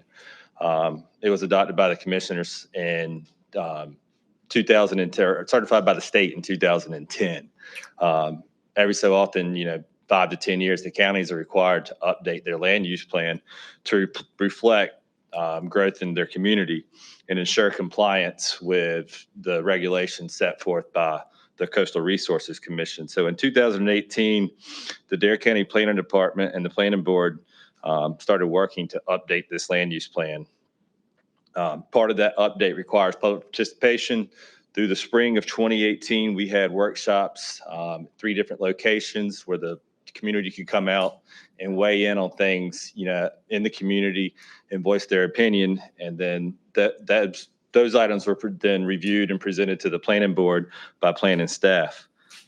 Since that time frame, planning staff has been working to update the code. We've had some snags in the road since then. It's kind of been a long process. COVID happened. Another requirement by the state that required a complete update to our zoning ordinance went to 160D chapter. That added some time frame. And then while it was being reviewed by the state, and actually employee of the CRC, CAMA, passed away. So it was kind of fell in no man's land for a while. But at the end of the summer, we got back word from the district planner that our draft met the requirements of the state and we could move forward with adoption. The planning board last month reviewed the final version of the plan and recommended approval. So we're here today asking that y'all schedule a public hearing on the adoption of the 2022 land use plan. Mr. Chairman, move to schedule public hearing on January 2nd, 2024 at 9 a.m. Okay. There's a motion on the floor by the vice chairman, it's seconded by Commissioner House. Any further discussion? Hearing none, those in favor signify by saying aye. Aye. Opposed, like sign. Motion carries unanimous. Jim, this is item number 13. This is a capital project ordinance EMS Phase 2 ordinance, project ordinance change, and Dustin will present that. Good morning, Dustin. Good morning, Mr. Chairman, Mr. Vice Chairman, members of the board. Items 13 and 14 are one and the same, as they are related to the need for additional engineering services for a traffic control light at EMS Station 9 in Kitty Hawk.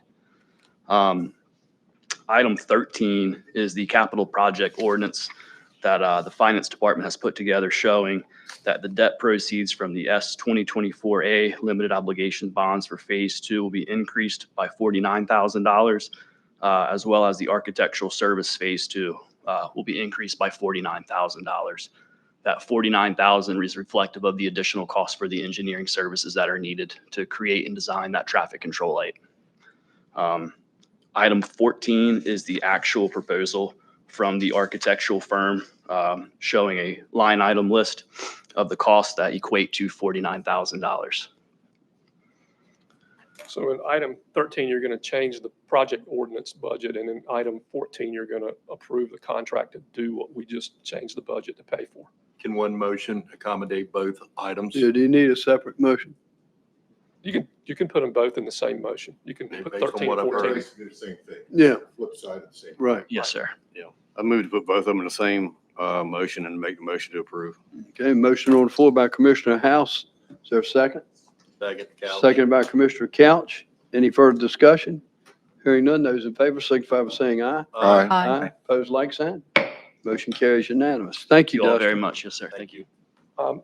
Item 15 is the First Flight Middle School field repairs. At the last meeting, we had some discussions about that field and the condition that it was in, and we spent some money putting lights in and all that sort of thing. And since that time, I've had meetings with our staff as well as a contractor to try to figure out sort of the best way to go to get that field up to speed where, you know, it can be playable, be safe, and be usable by all the entities that use it. And so in your packet, I put really 6 alternatives, and I apologize for so many, but we just went through all the iterations of what we could and couldn't do to get a playable surface, and they graduate from expensive to not as expensive, but none of them are cheap. So I'll run through them real quick with you, and then you all have to sort of pick from the buffet if we're going to go forward with something, and tell me what direction to go.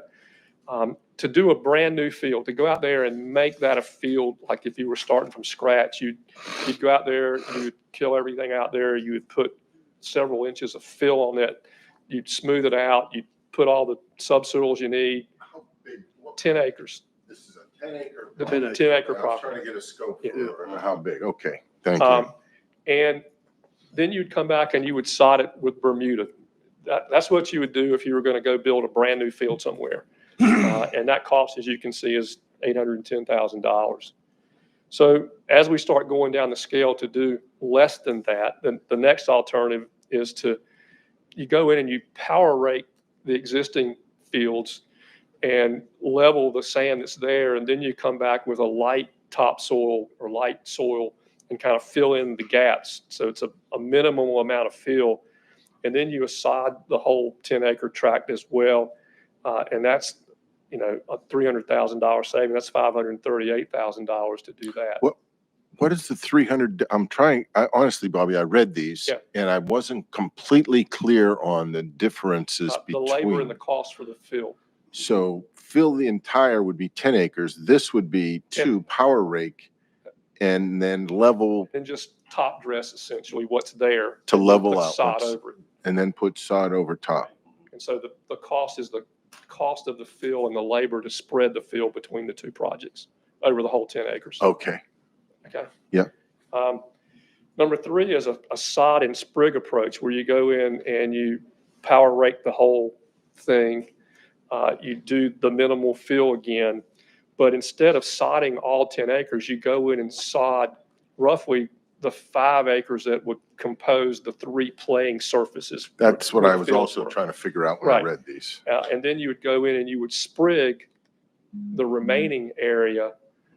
And over time, you would wind up with a full Bermuda field, but it would take a while for the sprigging to come in on the non-playing areas. And again, that cuts the cost down to about $450,000. Bobby, when you state, excuse me, but when you state limited play for Okay. the first So- year, what's So- limited play? So we, every year, just about every year, and Mr. Chairman, isn't that right? You and I field all the phone calls from the users of our fields wanting to know why we've closed the field or why they can't get on a field and all that. Well, the reason is it's Bermuda grass. Bermuda grass only grows in the warm growing season. And when it gets damaged, you got to let it heal. You got to let it grow sometime. You can't play on it every day and expect it to grow. Especially soccer, where you've got a goalie standing in one place digging it out. That grass will never grow back in front of the goal if you don't get them off of it at some time. So with these fields, they're going to be brand new sod, and you can't go out there at the level that we allow people to play now and play on those, at least for the first year while that sod grows and takes. They can't dig it up, they can't curl it up. So there'd have to be some restrictions, probably for sure in the wintertime, which is soccer season. So there'd be some limited play, and we're likely to get some pushback, but there's no choice if you want the grass to grow. And so when I put limited play, that's what that is. I can't tell you what hours and what times, because it depends on when we start and what the weather's like when we do it and all those kind of things. But again, they would start it in May or April, late April, when the growing season began. They probably keep it closed through most of the summer, which we do now because you don't play soccer and lacrosse and some of those sports most of the time during the summer. And then try to get them ready to go in the fall for certain uses, limited uses. Again, you got to give it more than a few months to grow in. And so that's what we're talking about, what that schedule would be and the hours and the months. I can't tell you yet. And we really don't have anywhere else for them to go Well, at this point, or except do we? that they're using it only some now. The whole point of doing all this and lighting it is to allow more use than we currently have. And when it's all grown in and everything's up to speed, then we'll have that. But in the meantime, there will be more limited use there. Gotcha. Thank you. All right. And if I might add, I've talked to, some key folks out there, coaches and that type of thing. And Ivy Ingram, who's a commissioner on KDH's board, they're aware if we're going to, they want this done, and they're aware if we get it done, they got to compromise with us, and so that won't be a ton of play on that until it can come in. So they're aware of that.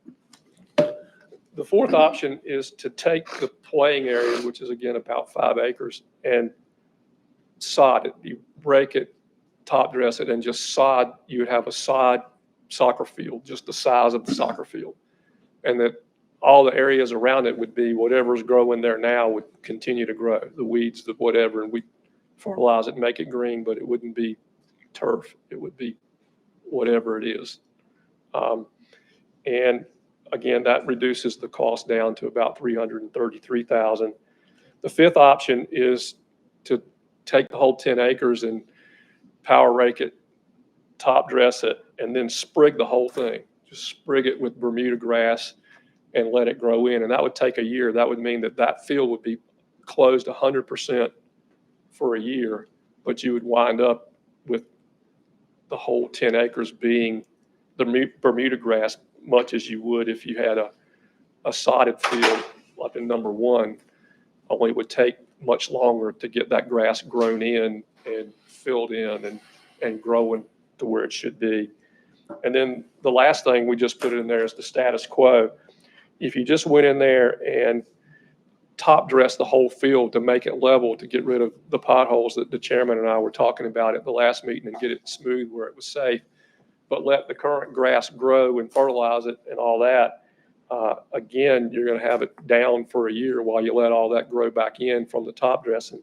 But that cuts the cost down to about $200,000. And so those are your choices. I think in my discussions with Dave, we could probably afford to do any of them. Right, Dave? If we had, Have we talked to like the schools or the folks that are running the programs as to, yeah, we're okay if it's down for a year, or geez, Well, no. Yeah, you were out when I mentioned I'm that. sorry. So You were out. here's where we are. We have an agreement with the schools that we keep and maintain the fields. And we have an agreement about who uses it when and all that. We've done an MOA between us. To I do that. remember, yeah. And so when and if you tell me what you want to do so I can tell them what we're doing, we're going to go to them and say, our board has approved this approach to solve this problem. You're telling me you want to flip it around. I want to flip it around. I want them to come and say, you guys have to maintain it. We'd really like you to do this. And then we consider that. Because I think they're going to tell us to do whatever we want to do. I think if they had their brothers, they'd like us to build a brand new field. That'd be great. Number one, for You know, sure. to have a field that's comparable to their current soccer Yeah. field. Well, my question back then is the limited play that would require for a complete new field would be extraordinarily inconvenient. Is it more or less inconvenient than, say, number 3? Well, I feel inadequate to make a decision. I feel like I'm going to vote yes on number, fill in the blank, and limited then we're going to play meet pushback of, what did you guys just do? You know what I mean?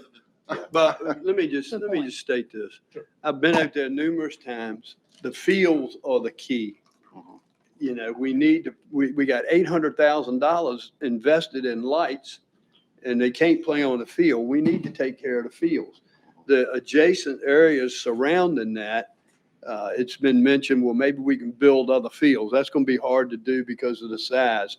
The item, you know, you can sprig the rest of that area. They don't need to be sodded areas. Kind of like common walking areas. That's right. That's exactly right. No, part of it's going to be a portion of the outfield of the small baseball, and softball diamond. But that doesn't need to be. That's fine. But that's not in bad shape right now. What's in bad shape is the actual playing surface. Yeah, if you ask me to recommend one, then I would recommend 3. Right. I think that's what he's what I getting. was That would Right. get us. Well, that's where I was. That But would get us but again, playing I wanted to surfaces get where some I am, too. feedback of, did I just make a decision out of thin air? Everybody's going to beat me up because I don't know anything? No. 3 gets us what we want, which are safe, level, nice playing areas. And 3 will get us the rest of the area over time when the sprigs come in looking the same. It'll just take longer to bring that in, but we'll ultimately get there. And the areas outside the playing area don't get the wear and tear and the use. And so the sprigs, you know, won't get damaged as they would if we were trying to sprig the playing area. Bobby, question. Okay, so what soccer fields do we have that are resting now?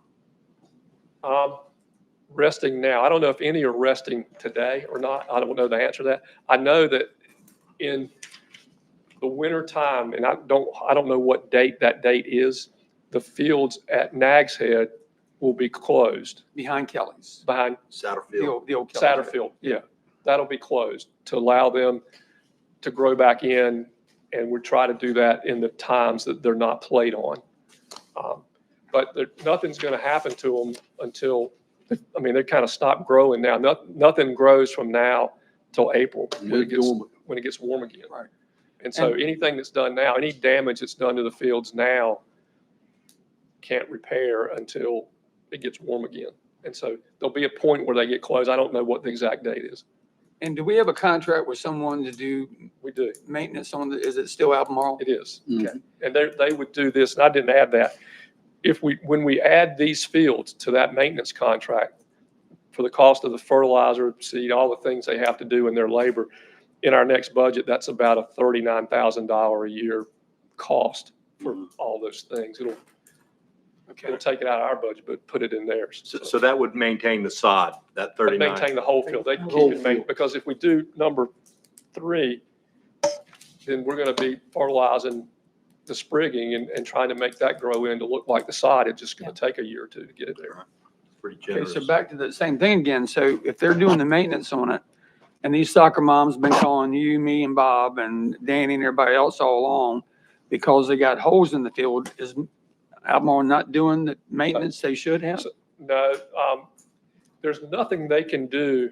Well, Albaugh didn't, the holes that we're talking about in this field are holes that are just there because was never designed as a field. It was just, we used it for that, but it was never really a field. We're trying to make it into a real field. Over at, like, I'll just use Satterfield Landing, the holes in the spots, you coach baseball, the kid stands out there and does his foot like this, every game and you play 10 games on Saturday and, every night, and all of a sudden right field has a hole this big in it. Well, that isn't because Albaugh doesn't know how to grow grass. It's because, so you got to go out there and you fill it. Well, unless you keep the kid off of it, it's not going to grow back until after the baseball season's over, because he's going to be right out there again the next game kicking up the grass you just planted last week. And so you have those things occur that you can't do anything about until you close the fields to let them grow in. They play baseball when it's warm, and so you got to wait till the end of baseball season. And I think as of a few weeks ago, I think I saw kids playing in Kitty Hawk even in the fall. And so we have that chicken and egg thing about that kind of stuff that has nothing to do with how well they're fertilized, how well they're maintained, all that kind of stuff. The same thing happens in a soccer field, especially in the goalie area. Now, the difference there is, and we've talked with Albaugh about that and something they do in other places that we'll try to implement with these fields. If you design your fields and run them the right way, you can have a east-west and a northwest, north-south field on the same parcel. And that allows you to move the goalie boxes around so that you're not always standing in the same place digging the grass up. And it allows your grass to stay healthier. So you play this week here, you reconfigure the field next time and put the goalie boxes somewhere else, and then they don't dig it up, and it allows your field to do that. So we're trying to design this field in a way that we can do that to try to keep that happen, which will then extend the playing life of the field as well. Okay, and my last one, if we choose number 3, which is what I'm leaning to, is there any place on this 10 acres that we could maybe move some bleachers back to add another field? Because the underlying factor, we have not enough fields in This Dare field, County. when we do this, this will allow us 2 regulation. Nobody kind of knows what regulation is, but regulation soccer fields, and then another field that's less than regulation. It won't be a full 120-yard field. It'll be shorter than that. Feel like a practice field. Or for younger ages, you don't need, That's true. a 9-year-old doesn't need a 120-yard field. That's 75 yards wide. So we'll get, for lack of a better term, 2.5 or 2 3/4 fields out there. And that's all that land will accommodate. And we have, how many out there now? I don't know. Okay. We've got 2. We got 2 baseball fields and we got 2 soccer fields. So we'll pick up a half a field. We'll pick up half a field, but we'll pick up extended hours of play because we got lights, and that was the key. Yeah. Sure. Okay. I'll make the motion, we go with option Wait a 3. minute, I have a question. Wait a minute. Okay. One question. What's the life expectancy for each of these options? Is there a difference in how long we would expect the field to last, depending on what we If do? we maintain it and close it and let the grass grow, So it'll it grow would- forever. So for any of these, it would just Mhm. keep going. Okay. And secondly, when there's limited play, is there another field or place where those teams can go? Our whole issue is, and we're going to talk in budget season about doing a Parks and Rec programming study to find out we've done one that says what our repairs we need to make to our structures, our facilities, our buildings and stuff, but we haven't done one that engaged the public to understand what we need to be offering as a rec program in terms of soccer or lacrosse or pickleball or basketball or whatever the activities are for all ages. And from that, we have to decide then how to utilize what we have. Our biggest problem is we've got more demand for field space than we got fields. And we don't have anywhere to get fields.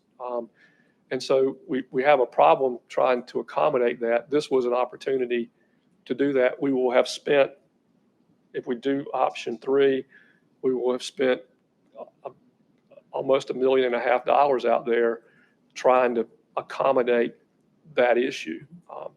But we don't have a lot of more places to go, and there's not a lot of land that's acreage size available that you can buy, even if you had the money to buy it, to build new fields on. So that's our issue. And so that study will then tell us, here's where the demand is. And if you all then have to prioritize those demands, and then we can come up with a plan and prioritize how we spend our money to meet those needs. Do we have a number of approximate games that are played on these fields now? I don't know that off the top of my head. I can't answer that. I can tell you that we have our rec programs. You're probably familiar with that. Yeah. We share some of the fields with the schools, so we have that. And then we have a number of travel teams. We have a number of adult leagues. We have a number of leagues that, I don't know, for lack of a better term, they get together and play regularly. They're not a league and they're less organized, but they're still a league and they play. And so during the season when they're open, they're almost in constant use. You know, again, I say that they're not used during the week from till after 3 o'clock in the afternoon because all the kids are in school and everybody's at work. And so we're concentrating all that use in into a few hours. Okay, thank you.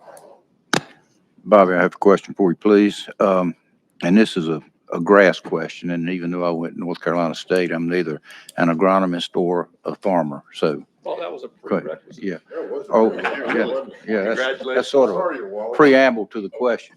Are we using common Bermuda out there? No. And the reason for the question is, have we looked at what would be if were tougher grass? Tiff tough. Tiff tough, okay.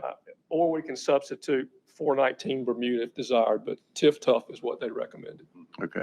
And the reason for that, that's used on soccer fields across the country, I'm assuming? I would say yes, but I don't know that for a fact. Yeah, the reason for asking is every time you see soccer on TV, wherever these fields are, they're pristine looking. I know it's a money thing, obviously, and amount of play, but they're always pristine. And I was just wondering if that's the same grass they have or what? They play 90 minutes a week, not even once a week. And a separate practice area, obviously. So there's no play on them. So they're not beat up. Yeah, That's what you're saying. Yeah. Whatever We kind don't have of, that. whatever kind We of, don't have that. whatever kind of grass. Play, they'd be pristine. Yeah. That's exactly right. I have one more question. There is a sprinkler system there, right? Yeah, we're having that worked That's on being now. installed as we speak. Because it doesn't matter what you put down if you That's don't have right. sprinklers. And We're working on that now. And we're connecting it to our water system so we don't get that brown water. Oh, good. Yeah. Okay, thanks. All right, pleasure of the board. Motion to accept, option 3. Okay, there's a motion on the floor by Commissioner House to accept option 3. Is there a second? Second. Seconded by Commissioner Bass Knight and Bateman. Any further discussion? Hearing none, those in favor signify by saying aye. Aye. Opposed, like sign. Motion carries unanimous. Dave, what do we need to do now to move this money where we need to move it? Nothing. I just want to make sure y'all knew that it's in, we've got the money to do. We had 465,000 in facilities maintenance. So we're set. Okay. All right. That would bring us to the consent agenda.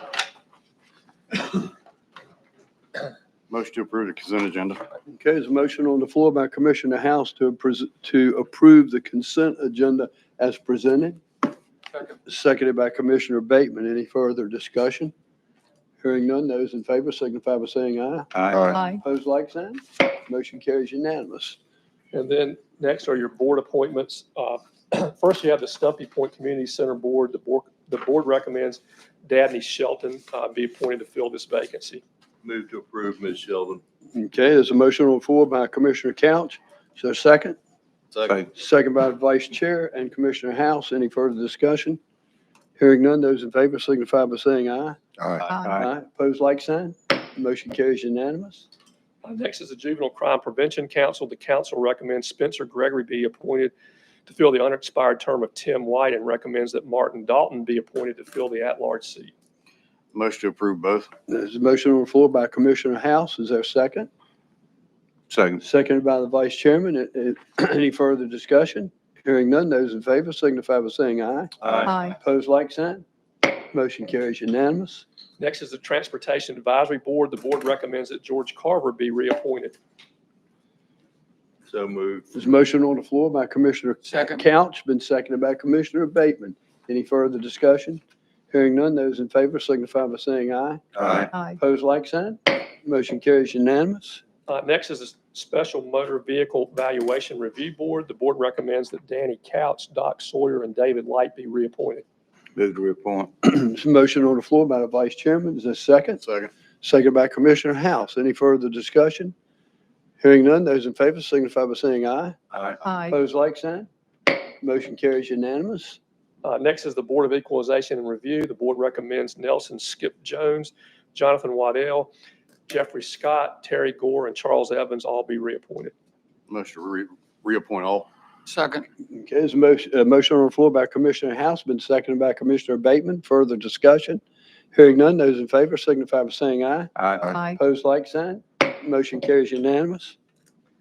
Next is the Parks and Recreation Advisory Council. The board recommends Missy McPherson be reappointed. Move to reappoint. There's a motion on the floor by the Vice Chairman. Is there a second? Second. Second by Commissioner Bass Knight. Any further question, those in favor of the motion, signify by saying aye. Opposed, like sign. Aye. Motion carries unanimous. Next is the Older Adult Services Board. Beulah Ashby has resigned from her position. The council recommends the appointment of Sandra Burgee to complete her term. Move to appoint Sandra Burgee. Second. Motion on the floor by the Vice Chairman, seconded by Commissioner House. Any further discussion? Hearing none, those in favor signify by saying aye. Aye. Opposed, like sign. Motion carries unanimous.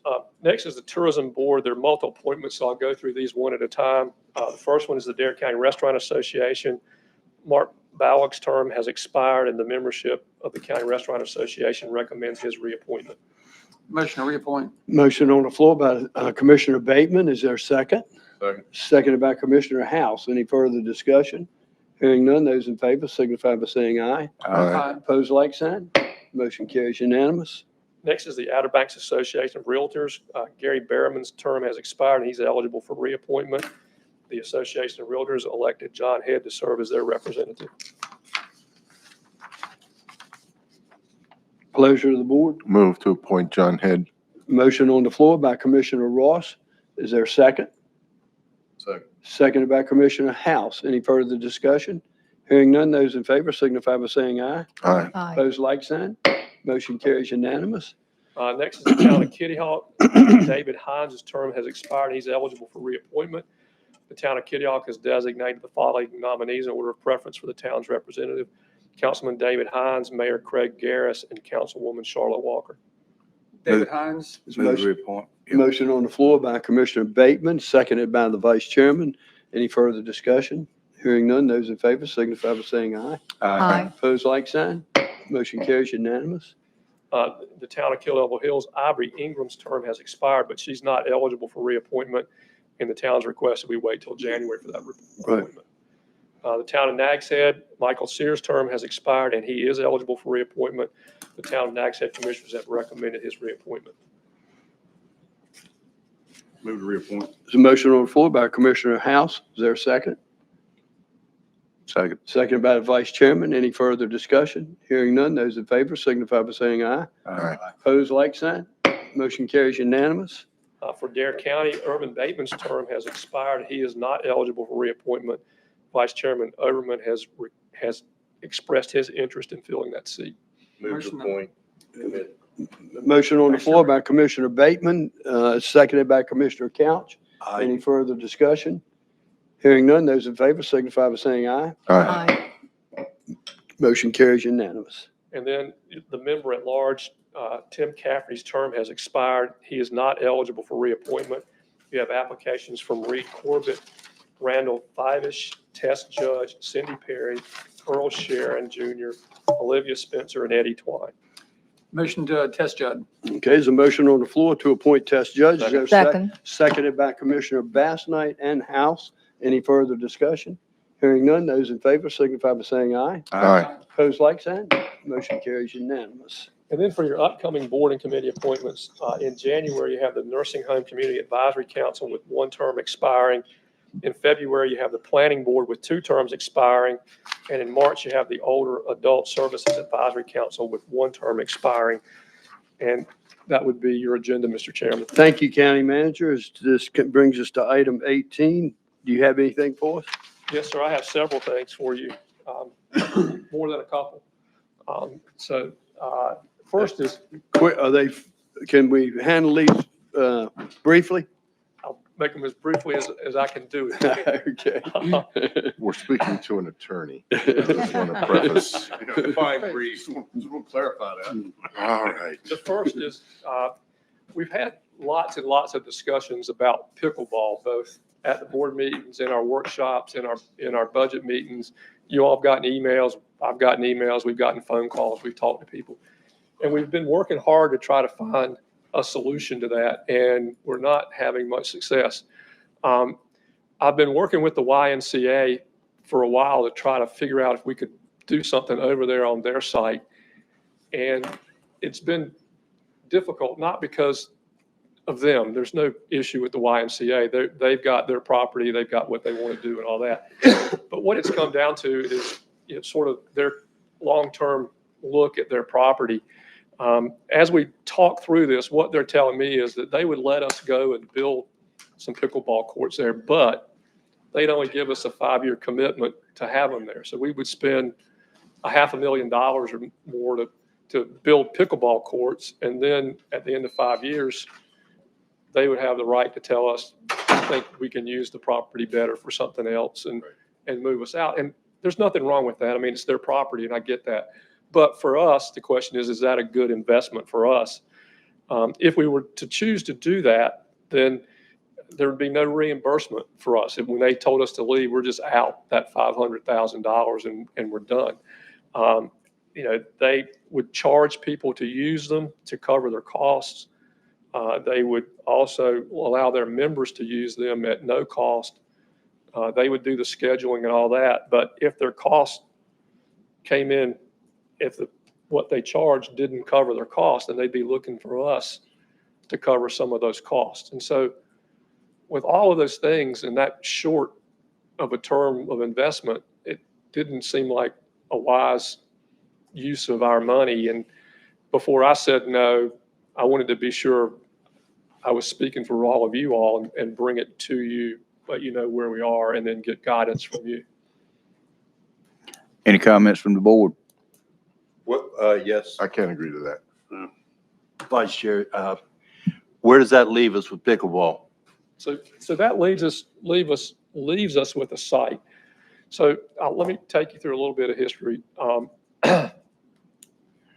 We looked at a site in Nags Head, the Satterfield Landing Fields, and we got a tremendous amount of pushback, as did the Nags Head board, to allow pickleball to go in there and displace whatever use that little piece of the field was used for soccer and other field activities. And we just talked about the need for field activities.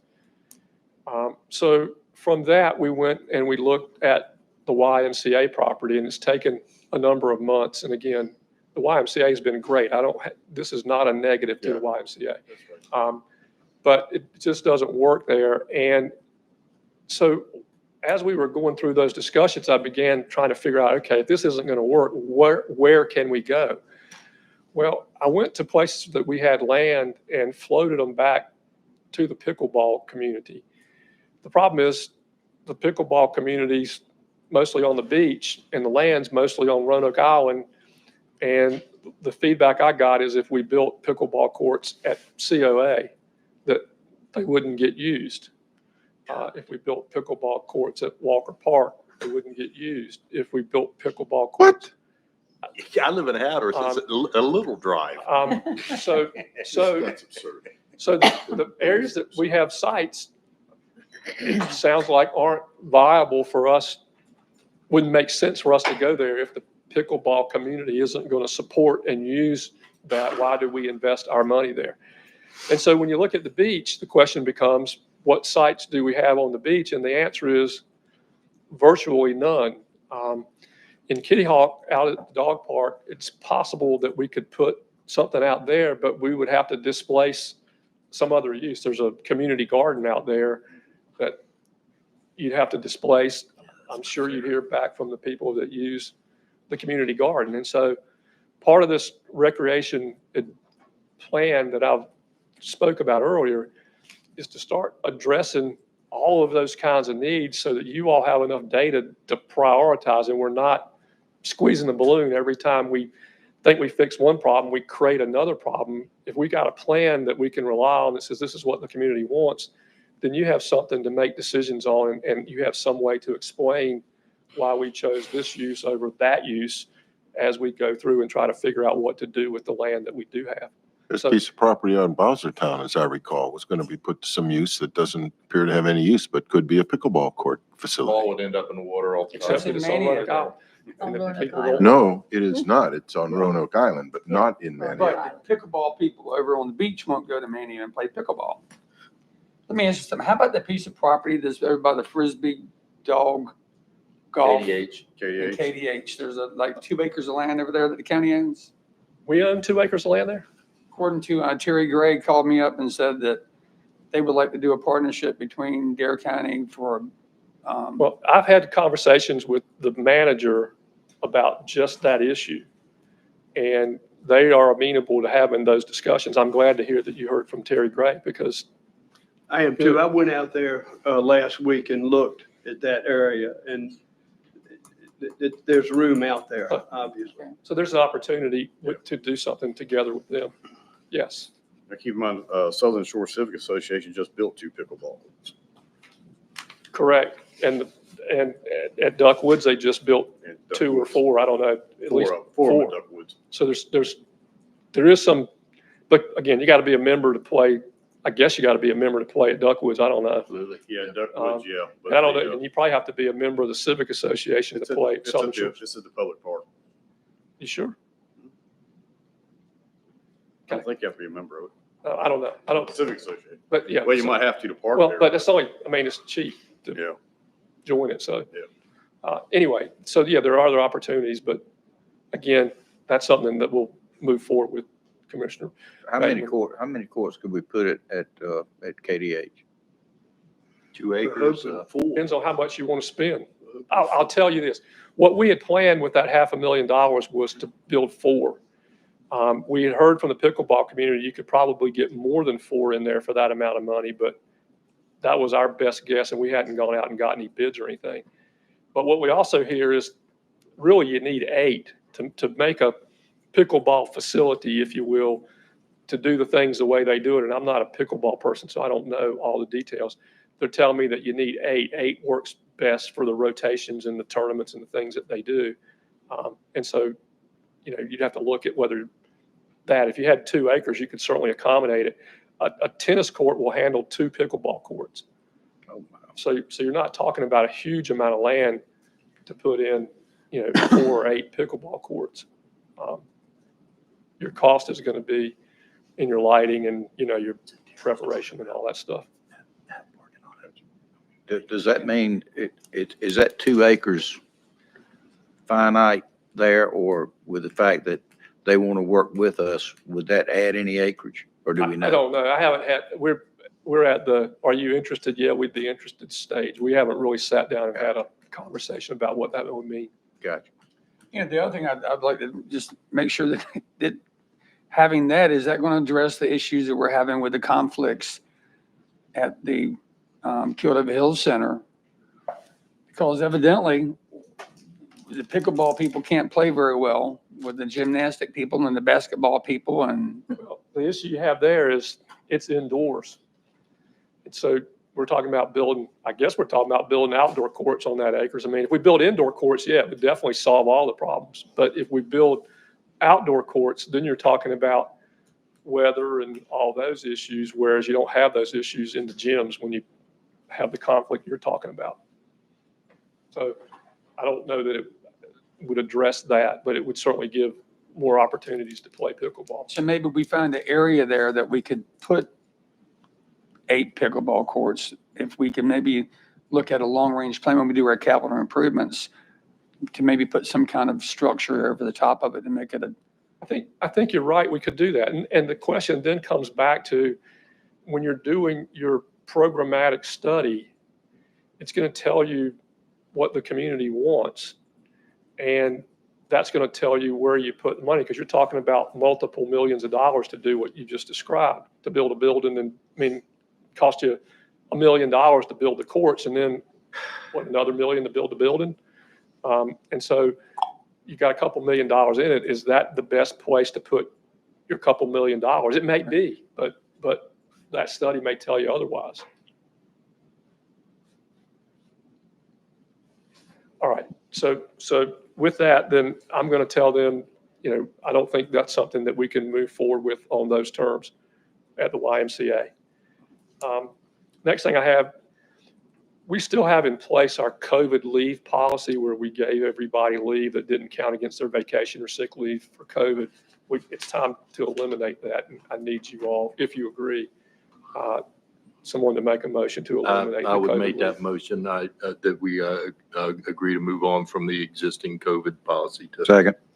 Okay, there's a motion on the floor by Commissioner Couch. It's been seconded by the Vice Chairman. Any further discussion? Hearing none, those in favor signify by saying aye. Aye. Motion carries unanimous. All right. Next is I've talked to some of you and sent emails. I apologize. I did not send you an email last week, and that's my bad. And That's that okay. won't happen again, I promise. I will catch up. When I hit commissioners, your name wasn't yet in the group, so No I problem. apologize for I that. couldn't have gotten into it anyway. The past But for the public and for you, Woda Cooper contacted me last week and let me know that they were moving on from their projects in Dare County. They said that they appreciated us and all the hard work that we've done with them, and there's no animosity or hard feelings, but they're not getting anywhere. They feel like they're kind of going around in circles, and that there's other places that they can use their resources and their time going forward, and that they just couldn't continue to spin wheels here in Dare County, and we're moving down the road. So I tell you that so that the public is aware. And so, we don't have a contract with them. That contract expired when Bowsertown, when we weren't able to do that project, and we never entered into a new one, although I had talked to them about it because we never could iron out the property that was going to go in the agreement to get the numbers right, to make all that stuff work. And so, again, we left on good terms. If through the chairman's task force something changes where we can have an opportunity to do workforce housing somewhere in the county, then they're willing to come back and participate in the future. But for now, they're moving on to other projects. If I can.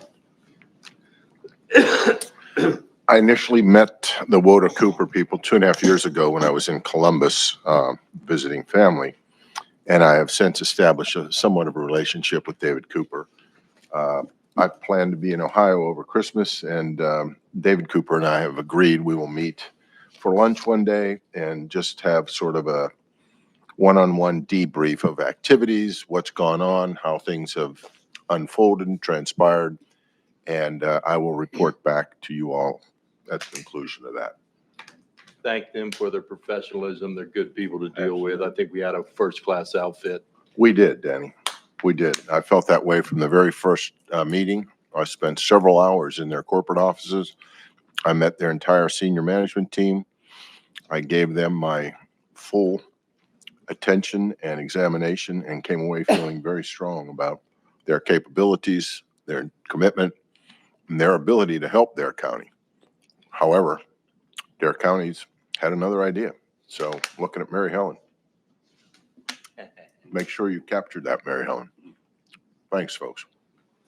All right, and then the last thing I have is down in Hatteras Village, we have the health center there, just as you come over the creek on the left.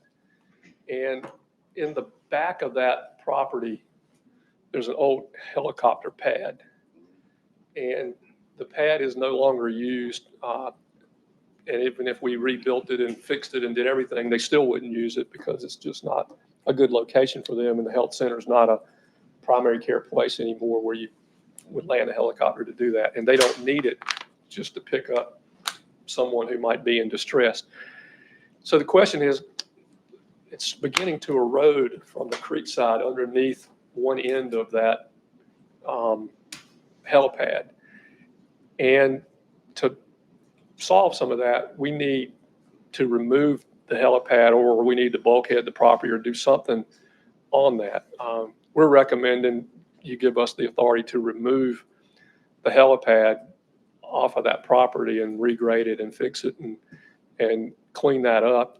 If you've been down there, we've been doing some work on the outside of that property to make it look nicer and clean it up as well. And so as a part of that, we'd like to get that helipad removed, but I thought we had discussed this before in a previous commissioner meeting. we discussed it, but we didn't take any action. Yeah, we didn't And decide. so before I go out there and tell them to take it up, I want to be sure I have your approval.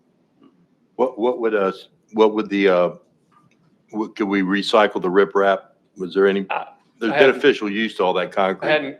If you all say it's okay to look it up, then I got to figure out how to pay for it, how to dispose of it, all those things that go with that. But I just didn't want to go down those roads until I knew if we were good to take it up. Yeah, We are going to bulkhead it. Huh? We are going to bulkhead. We don't have it in any plans to bulkhead it as we speak. So we're losing property on the north side. Both sides. Well, I went out there and walked it, and it's overgrown, and it's not bulkheaded except whatever there is up near the bridge. Yeah, that's what I'm talking about. Well, near the bridge is bulkheaded now, right? But it's It's deteriorated and it's heavily there. used. I mean, So it's an unofficial DOT's kayak coming in. launch. We talked about DOT and the idea that they're going to come in and condemn land in there to put in that bridge. That's right. And while we couldn't consent to it and all that, I think we talked about that at the last meeting. And I don't know what they're going to do. So before we do anything, they got to go in there and tear everything up. They're going to tear up. They're going to widen the right-of-way area there. And I don't know how far they're going across that corner. I don't want to go in there and build bulkheads for them to come in and rip them I out. agree with that, but somebody needs to bulkhead it though, Well, whether it's us or DOT. But I'd love for DOT to take the responsibility. Again, I've got a phone call into DOT that the lady's hurt her back, and she called me Friday late, and I didn't get her back. That I got to follow up with the day to see where they are. So that's a plan. But right now, we don't have anything program, plan, bid, anything like that for a bulkhead. We don't.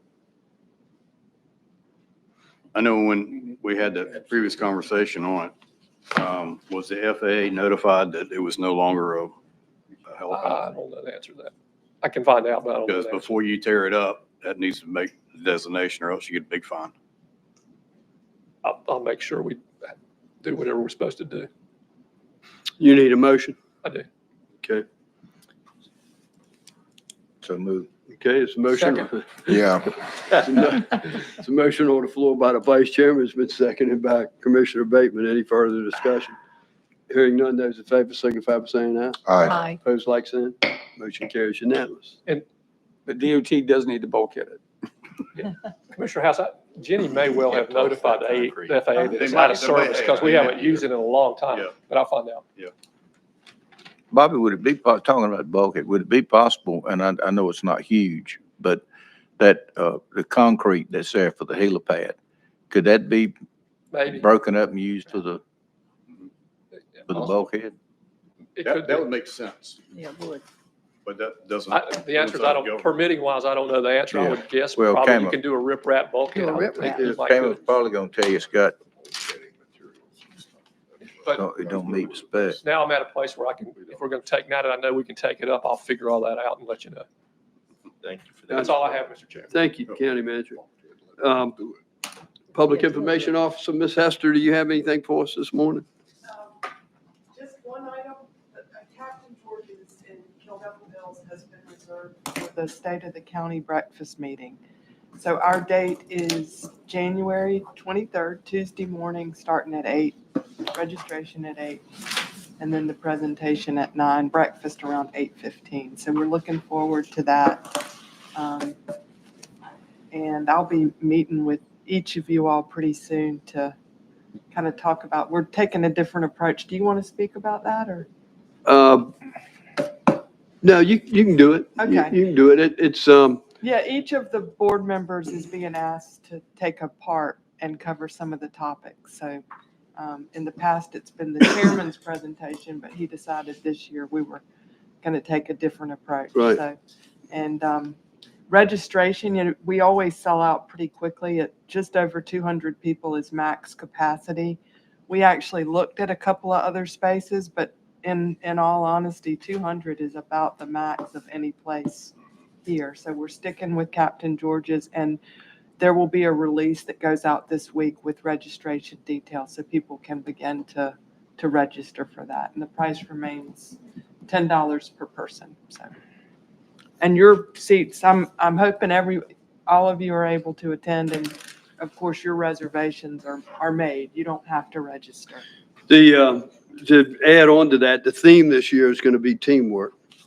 So be prepared. We've got football jerseys Oh, gosh. that we are ordering for each of you commissioners.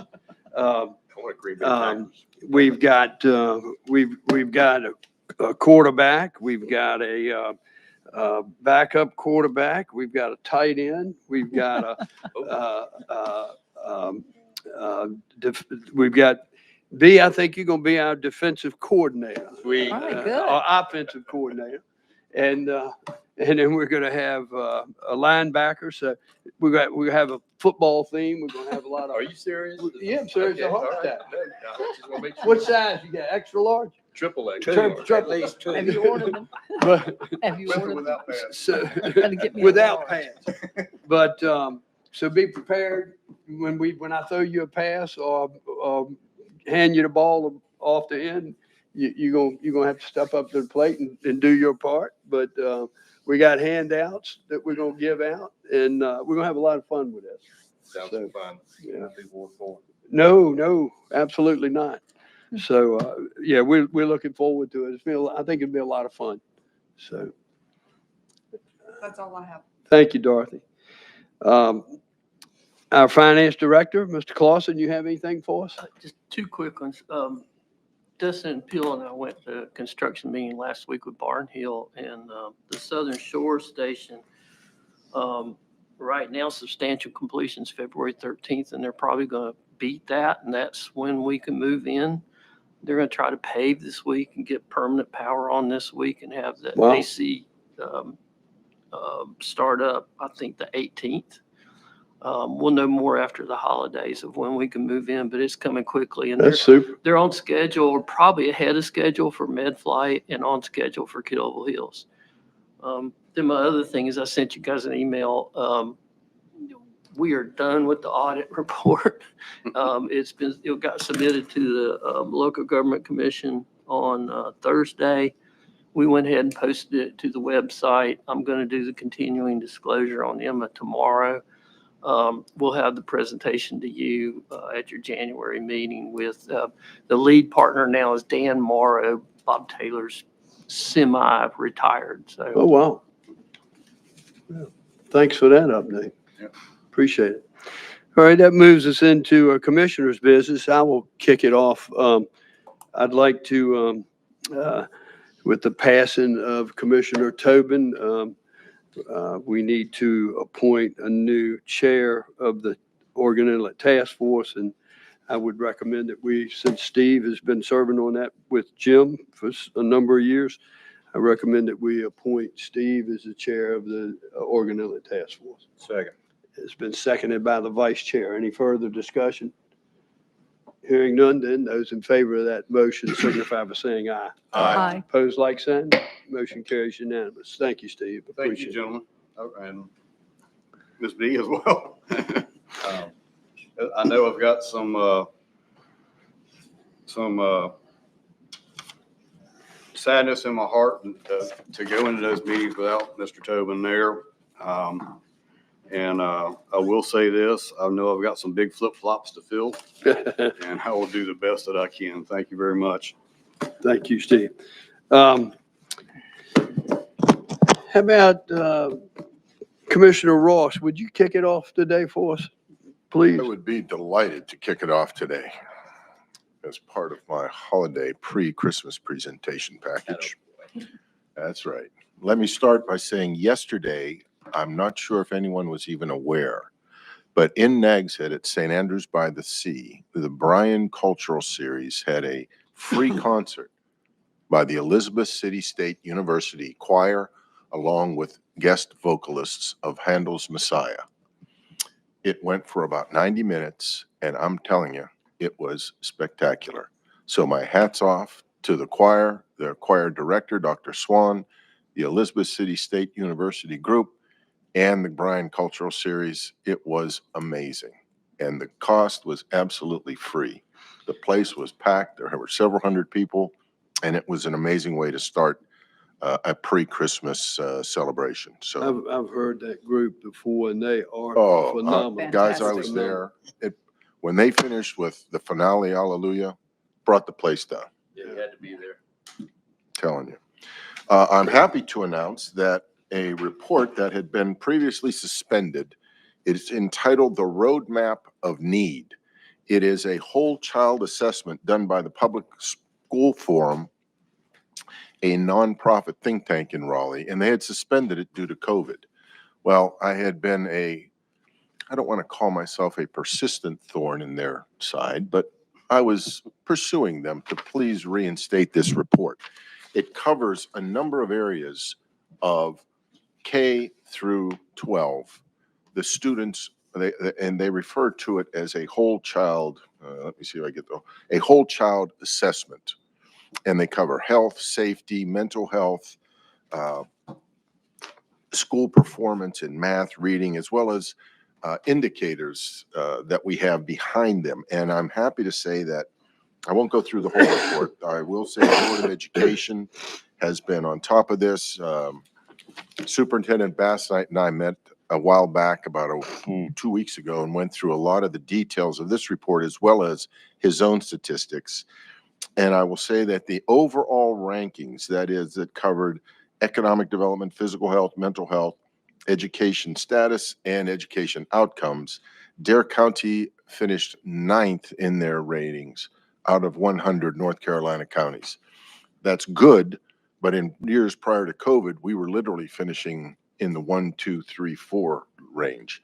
And both Superintendent Bassnight and I agreed that despite really good progress, and we are making progress, the absolute results post-COVID still have not returned and to where we believe they should be. And I was very pleased that Steve had a number of action steps, and he and his team were looking at the results and the questions raised by those results and the action steps that would be dictated. So thank you, Steve. Thank you to our Board of Ed. And I look forward to great results again next year. But the report is out there, Roadmap of Need, and it's really very, very good. On November 14th at the animal shelter, our new veterinarian, Dr. Andrea Newman, as well as our shelter director, Bill Coleman, and the chamber held a ribbon cutting for our new surgical lab or surgical room that has been created, funded with equipment, mostly from this committee and our commissioners. So thank you for that. And we will now be doing minor surgeries there with Dr. Newman, as opposed to a much higher rate and going through the local veterinarian services, to which they have responded very favorably, saying, by all means, guys, if you can do it, that relieves us of some of the pressure, and that ribbon cutting was a big success. So thank you again to this board for the approval of that funding for the equipment. Tomorrow, I'm looking at Mr. Clausen. You and I will be meeting as an audit committee, correct? Yes, with Mr. Bateman and Ms. Osborne. That would be audit committee. Yes. The results of that I'll share with you at our January meeting. I anticipate a good review, and I look forward to Ernie's report, and we will look closely at all aspects of our internal audit. And as I said, I'll be meeting right before Christmas with our friends at Woda Cooper, David Cooper, and I'll report back. And finally, on December 18th, and again on the December 20th, the Virginia Tillett Community Center will have their annual Toys for Kids in Our Community giveaway. It is really a neat evening.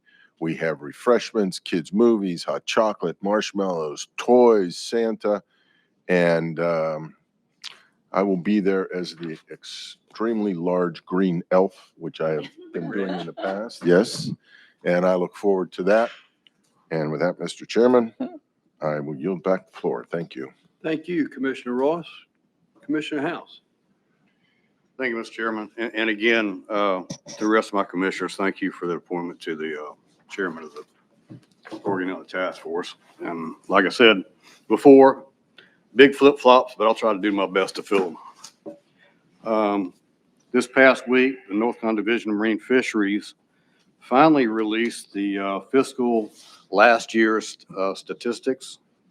And just by browsing through them, I've already found a couple of inconsistencies. And in January, I'll be holding a Working Watermen's Commission meeting so we can dive into them a little bit deeper and hopefully come up with some situations where we can actually try to fight back a little bit. Also, this past week, the workboat conference, seminar, whatever you want to call it, but it's the workboat show down in New Orleans. And Commissioner Tobin and myself went to that boat show several years ago, 2-3 years ago, when we were in the design phase of Miss Katie. Now with that boat show, with the workboat show, they when you walk into the grand facility there, they have banners hanging up from the ceiling. And on those banners, they have pictures of some of the most significant boats that were done and that have been in service this past year. If you'll notice by the picture on the monitors, Miss Katie is one of them. And she's like the third banner you walk into.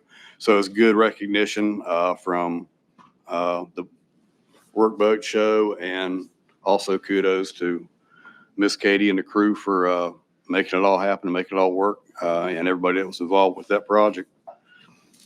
Our pet of the week, meet Nimbus, a 3-year-old short-haired cat. Our pet of the week this week is Rupert. Okay, Rupert is I a was 4.5-year-old mixed breed, and he is just the best. Rupert loves all the treats he can get and would love someone to snuggle with on the couch. Once you meet Rupert, you will fall in love with him. This gentle guy will make a great addition to any family. To adopt Rupert or foster one of our other animals, come visit us Monday through Friday at our shelter located in Manio. For more information, visit our website at obxspca.org or visit our OBX SPCA Facebook page. Well, obviously Rupert is not a short-haired cat. Where's Nimbus? I don't know where Nimbus was. That's the memo I got, that Nimbus was going to be here. So evidently we Rupert was a good switched. substitute. So I will say this, be it Nimbus or be it Rupert, please go down to the SPCA.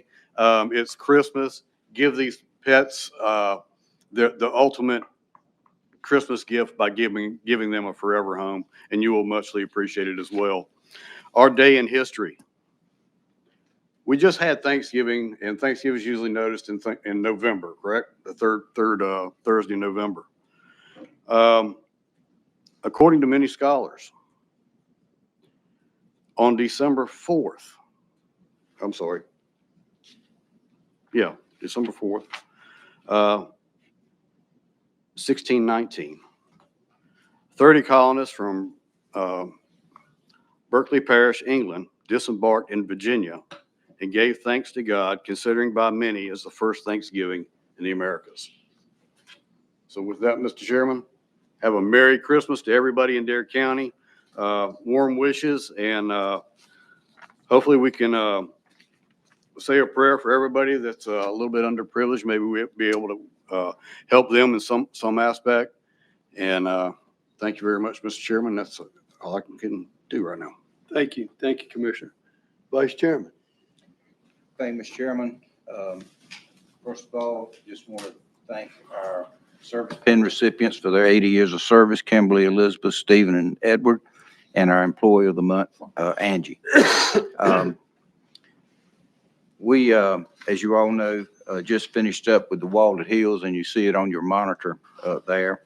And this is a presentation that was put together by our public information crowd, namely this young lady right here. You want to do this? Basically, this presentation will be to thank the folks who participated in it. You all have candles that are still burning, in fact, at your stations here. And these candles are the same ones that were used during the candlelight service on Friday night at the Walled Hills. If one of them goes out, I put a spare at your table that you can replace it, because everybody's light needs to shine. Okay. Thank you to everyone who worked on the Walled Hills. We have a showing of the sponsors. We had Red, Blue, and Stars and Stripes. The red sponsors gave $5,000 or more. You can see those listed there. The blue sponsors gave anywhere between $1,000 and $2,499. And our Stars and Stripes sponsors gave anywhere from $250 to $500. We had an escort that anyone who was standing out on the side of the road on Tuesday probably saw. Terry Gray and our Commissioner Steve House worked on that. Steve took care of getting 35 Jeeps in that procession, and Terry had 164 motorcycles. And I'll tell you, when we lined up out there, there were a lot more looking than 164 motorcycles. And our own chairman was part of that procession, and we certainly appreciate your involvement. Actually, I was told later that, and it just looked like more than 164 motorcycles, but I was told that there's a really good potential that some motorcycles joined along the way and weren't, let's say, quote, registered, unquote. They just, as motorcycle riders do, tend to just fall in. So we were pleased to have them. We had over 11,000 people who visited the Walled Hills, and that is not counting the night visits or Sunday when we had literally overflow parking at the area. There was one veteran who spent over 3 hours at the wall between midnight and 4 in the morning on Saturday night, just walking around up and down. So we think the Walled Hills was doing its job. We had hundreds of volunteers. The guy who was the site manager from the Walled Hills, Tim, said that we had the best volunteers that he has seen, and that Dare County was one of the top 2 venues for this year. Wow. As we scroll through this, you can see some of the folks. These people here provided food and water for all our volunteers. We had a volunteer tent, and as you scroll through these names, please support these folks. They were absolutely magnificent in the things that they did. Event supplies were provided by these folks. I'm not going to go through and name them all, but anyone who's really interested can come back on the website and pull this up. Services were provided by these folks here, and we were just really appreciative. I'd like to thank our speakers and performers who contributed their time and talent throughout the event, and you'll see those here. U.S. Coast Guard played a big role, both in a flyover, and we had a Rear Admiral, Shannon Gilreath, who presented. Coast Guard Inlet Station did a color guard. Marine Corps provided a brass quintet. County Veterans Advisory Council Chairman Justin O'Sullivan was sort of the master of ceremonies there. Dare County Board of Commissioners Chairman Bob Woodard gave a very good speech, and Dare County EMS Chaplain Sherry Wheeler also provided help there. Special performances continued with Betsy Robinson for the pledge and national anthem, and how that lady stood up there and sung that, and she did it twice. Was fantastic. Fuzzy Holt, who's on the Veterans Council and a Vietnam veteran, worked extremely well. And Barry did a job, as you will see here in a moment, with some of the school kids that just showed up, and particularly small ones. I mean, we're talking about elementary level kids, and he just did such a fantastic job with those kids. And I mean, there must have been 50 of them. They were just hanging on every word he said. Outer Banks VFW Post, OBX American Legion, Chaplain Hardy Owens, David Luckenbaugh did taps, Doc Sawyer did taps, and Marty Griffin and Art Cohn did a duet of taps at the candlelight ceremony. I'd like to thank the individuals in business who made donations for the hospitality welcome that was done at Manio First Assembly Church. These are all the folks who provided food. That was a place where anyone who came to the wall and wanted to kind of get away and just go to the church and sit down and have a meal, these folks provided that for them. Thank you to Kill Devil Hills Commissioner Terry Gray and Dare County Commissioner Steve House for organizing the escort. It was special, as we already addressed, and there's probably a picture of it here again. I mean, look at that, folks. That was quite something. I'd like to thank Dare County and Currituck County and Terrell County schools for sending groups of students to visit the Walled Hills. That's Currituck and Terrell sent folks there. And I don't know if we've got any pictures of those little kids. I call them tykes, the little tykes that were there. They looked like they were about 2 feet tall. But anyway, those are some scenes from the folks visiting the wall. Finally, I want to thank the Vietnam Veterans Memorial Fund for selecting Dare County as the final stop for its 2023 Walled Hills tour, and thank everyone who participated. Finally, I'd like to say to everyone, Merry Christmas and Happy New Year. That's all I have, sir. Thank you, Vice Chairman Odom. Am I understanding that there could be a potential for this to possibly return down the road in future years? Yeah, they normally don't come back except about until 5 years have passed. Tim said there are some exceptions to that when they would come back after 4 years, and that Dare County would be on the exception list. Right. They could come back as early as 4 years from now. Super. Good deal. Thank you. Well, Thank job you. well done. Thank you. Commissioner Bateman. Yes, sir. Yeah, Wally, I know that you and your group put a lot of work in this thing, and thank you very much for your efforts. Our pleasure. And the veterans and so forth. I purposely never, and I went to Washington quite a few times, and I purposely did not go to the wall up there because of family. And, but this made me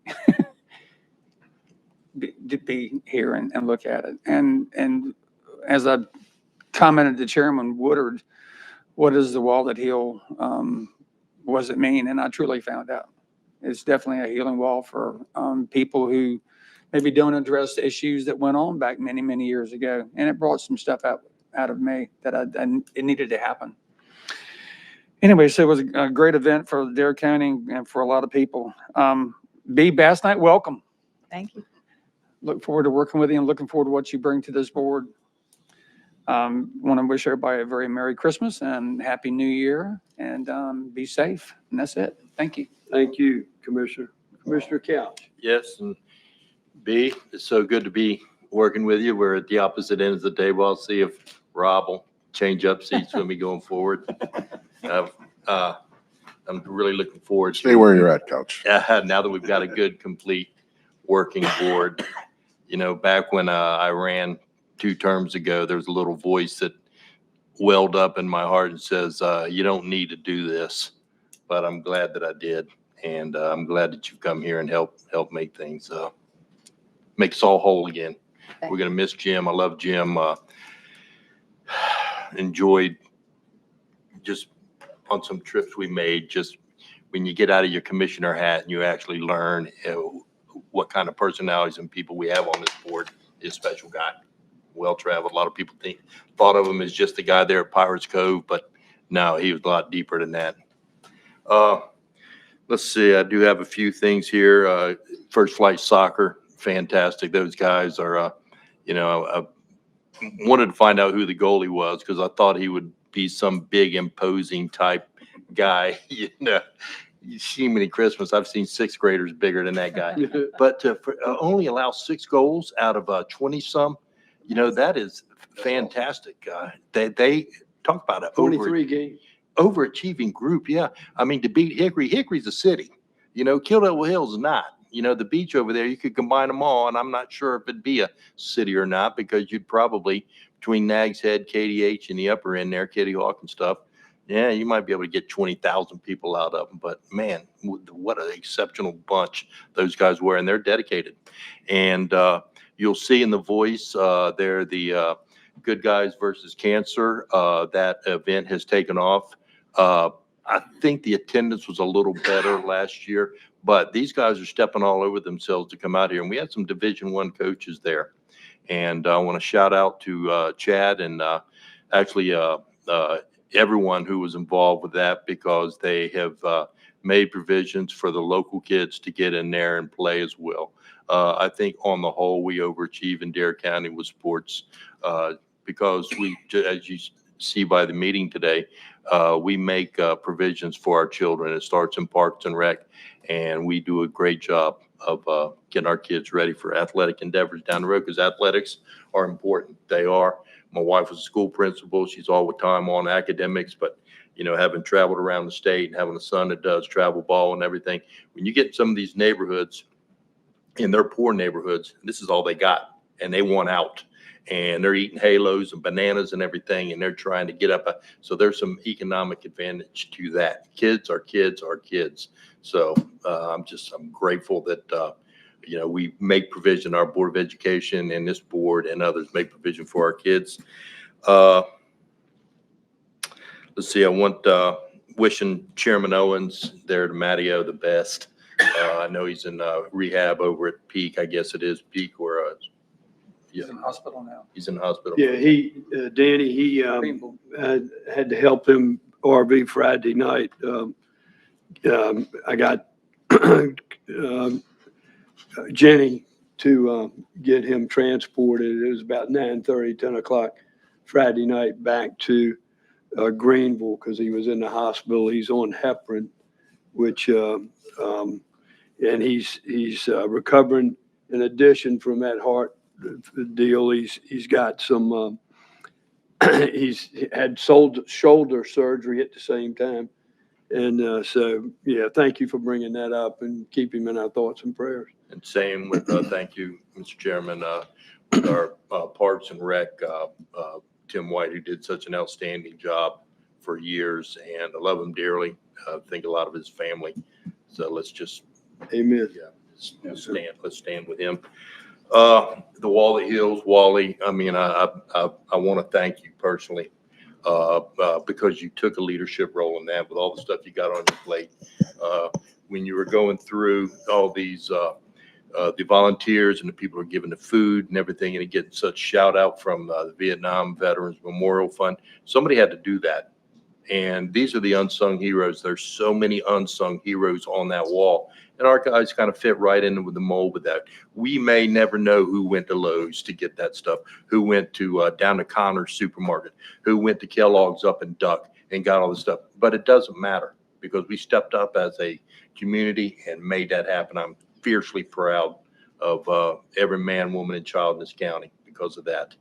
I'm one of the, speaking of impacting everybody, in Dare County with that wall. I was just a kid. I was 9, 10 years old when the Vietnam War was raging. I still remember when Leo Miller, when he had only, Leo Miller Jeanette, he had just got there in April, and by August he had been killed in action. And he actually, the word was in Hatteras that he kind of gave up his position on a helicopter to get out of there for somebody else. And he, in so many words, not to be overly dramatic here, but I think he gave up his place and he gave his life to help somebody else.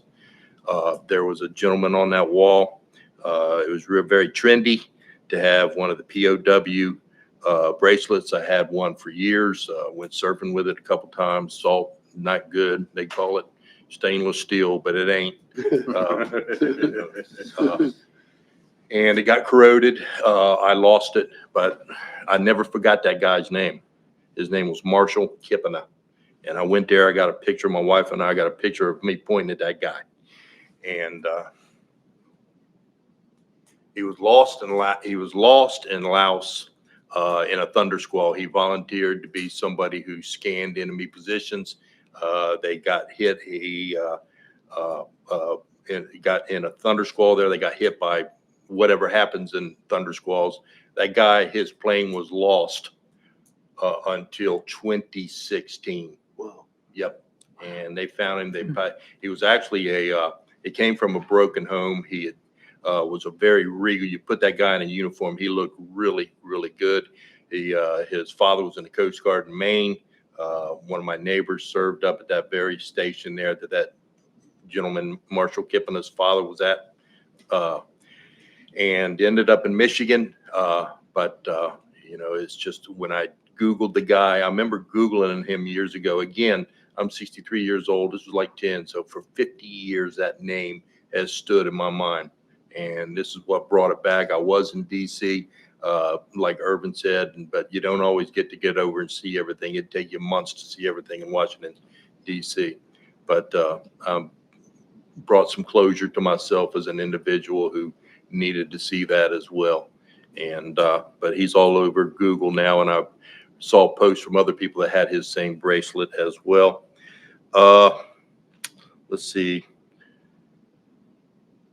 just a couple of people to mention in passing here. I know some of us on the board here knew Fountain Odom. He was a resident of Manteo. The guy was a House rep, senator, but he was the kind of guy who was comfortable with a plumber at Sam and Omi's, or he could have waltzed into the Ritz-Carlton there in D.C. and hung out with the Kennedys. I don't know anybody who didn't like that guy, and we were very grateful to have him here. And he liked being here in Dare County. He never met a stranger. Quite an interesting individual. Also, Eugene Austin, who was a history nut like myself. Pea Island, recognition of the Pea Island lifesavers there and what was accomplished there was very much, he was out front. They've got a nice statue of Keeper Etheridge over there. They're talking about increasing things over there back in the neighborhood in there to get some more recognition of Pea Island. But he was a cool dude. That guy never met a stranger. He's a very accomplished musician. Saw in his obituary where they called him Buddy. I didn't know him that. I just knew him as Eugene Austin. And so what a great guy. Last thing I got is not a very well-kept secret of people have always wanted to know what I was going to do in terms after 2 terms on the board. And I've made a decision that I won't be running for a seat. But please don't be, we got a lot of work to do on this board. And like I said, with B coming on here, I'm looking forward to what we can accomplish here. in 2024. And I'm confident that District 4 will be in good shape regardless. I love you all. Appreciate you. Merry Christmas. Happy holidays. Thank you. Thank you, Commissioner Couch. And as far as your service on this board, it's been impeccable. Thank you. No, it's been unbelievable how hard you've worked for Hatteras Island and all of Dare County. But trust me, by not running, you will be sorely missed. I can tell you that by this board. And I can't thank you enough for the amount of service and your time you spent serving Dare County. It's a testament to what how it should be done. And thank you. Absolutely. Commissioner Bass Knight, you have some remarks for us this I do. I afternoon? absolutely do. Well, first, I'd like to say thank you and say that I'm very honored to have the opportunity to work for the people of Dare County and to serve every citizen in Dare County. And I certainly look forward to working with each of you gentlemen. I think it's going to be a real progressive and informative time for me. So thank you. I'd also like to say thanks to the First Flight High School chorus. What a way to kick off the season. They are so fabulous. I'm so proud of all of our students and teachers in Dare County. And of course, the soccer team. I'm a big sports fan, so I like that too. They were great. I wanted to also thank Commissioner Overman for bringing the wall that heals to Dare County. It's standing on the road as it came through Manio. I mean, all the people around me and myself included, we had tears in our eyes. It's just such a moving sight to see it come in and then to see all the motorcycles and Jeeps and then to visit the wall, such a reverence there that it just was a very special thing. And I'm so happy that we had, like you mentioned, school groups come. I know my little kindergartner that was here this morning, her school went on a field trip and she talked to me about it. So they learned something and they loved it. And my 11-year-old also went. So I was real pleased that the schools were able to see that. I'd like to congratulate all the people who were given awards this morning. They have a lot of service to Dare County. I also want to piggyback on what Danny said about Fountain Odom. He was a great asset to our state and to our county as well. And something you may not know, but years back, he met me one day walking out at Festival Park one morning. He said, "B, I got a proposition for you." I said, "What's that?" He said, "I'm trying to make the Scuppernong grape state fruit." And he said, "And I need a class to help me do that." So he said, "Would your class be interested?" And I said, "Sure." So I had my class, we did the research. It was a great hands-on learning experience. They did all the research about the Scuppernong grape, how it was founded here and so forth by the original settlers. We wrote a resolution. We sent it to the General Assembly. There was a kind of a fight that there was somebody wanted a blueberry. I wanted the Scuppernong grape. So we sent the resolution and we got a call in my classroom one day and they said, "The governor's going to veto this." And we went, "What?" So we placed a call, my class in the classroom, we placed a call to the governor and we were able to get it passed. So I had my class of 5th graders. So the Scuppernong grape is your state fruit and has been for several years. Maybe you didn't know that, but you learned something new this morning. So it was really a great partnership with Fountain and we were very excited about that. And one other thing that may not just be business, but I was reading, I spent since Wednesday reading all the agenda items, the land use plan. But one of the things I saw in there was, Irvin, you had brought up something about the $54.9 million of appropriation for pathways. And when the Virginia Tillett Center was built, I was on the original committee, and we had a path that went from beside the center, under the bridge, and over to where behind the Tourist Bureau, which was supposed to eventually go to Tola Road and on to CSI. Is that part of what you're investigating for that path? I don't know what the length of it is, but we are looking at that grant, one, to do some upgrades to the CAT. Okay. I don't. Because we had cleared it with the state, and the state gave How far does it go now? money and land. So it goes all the way. It goes to on. I CSI. didn't know if it's still. Yeah, so we are looking at Good. to upgrade that path. All right. Thank you. And then I just want to wish everyone a Merry Christmas and a Happy New Year. Thank you. Thank you, Commissioner. Well, once again, I want to thank you, Vice Chairman, again for that wall that heals. I was in that procession, and I choose when I ride in these motorcycle events, I always like to be at the back because I want to be sure I don't run into somebody in the front, because sometimes they're running a lot faster than the 45 miles an hour that they did for the Walden Hills. But I was a lot chillier than Commissioner House was. He was in his Jeep. I was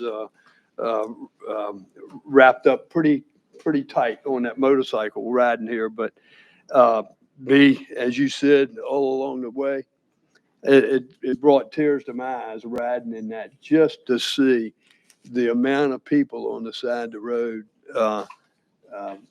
waving at the van that brought in the Walnut Hill, the tractor trailer, and all of us riders. And it was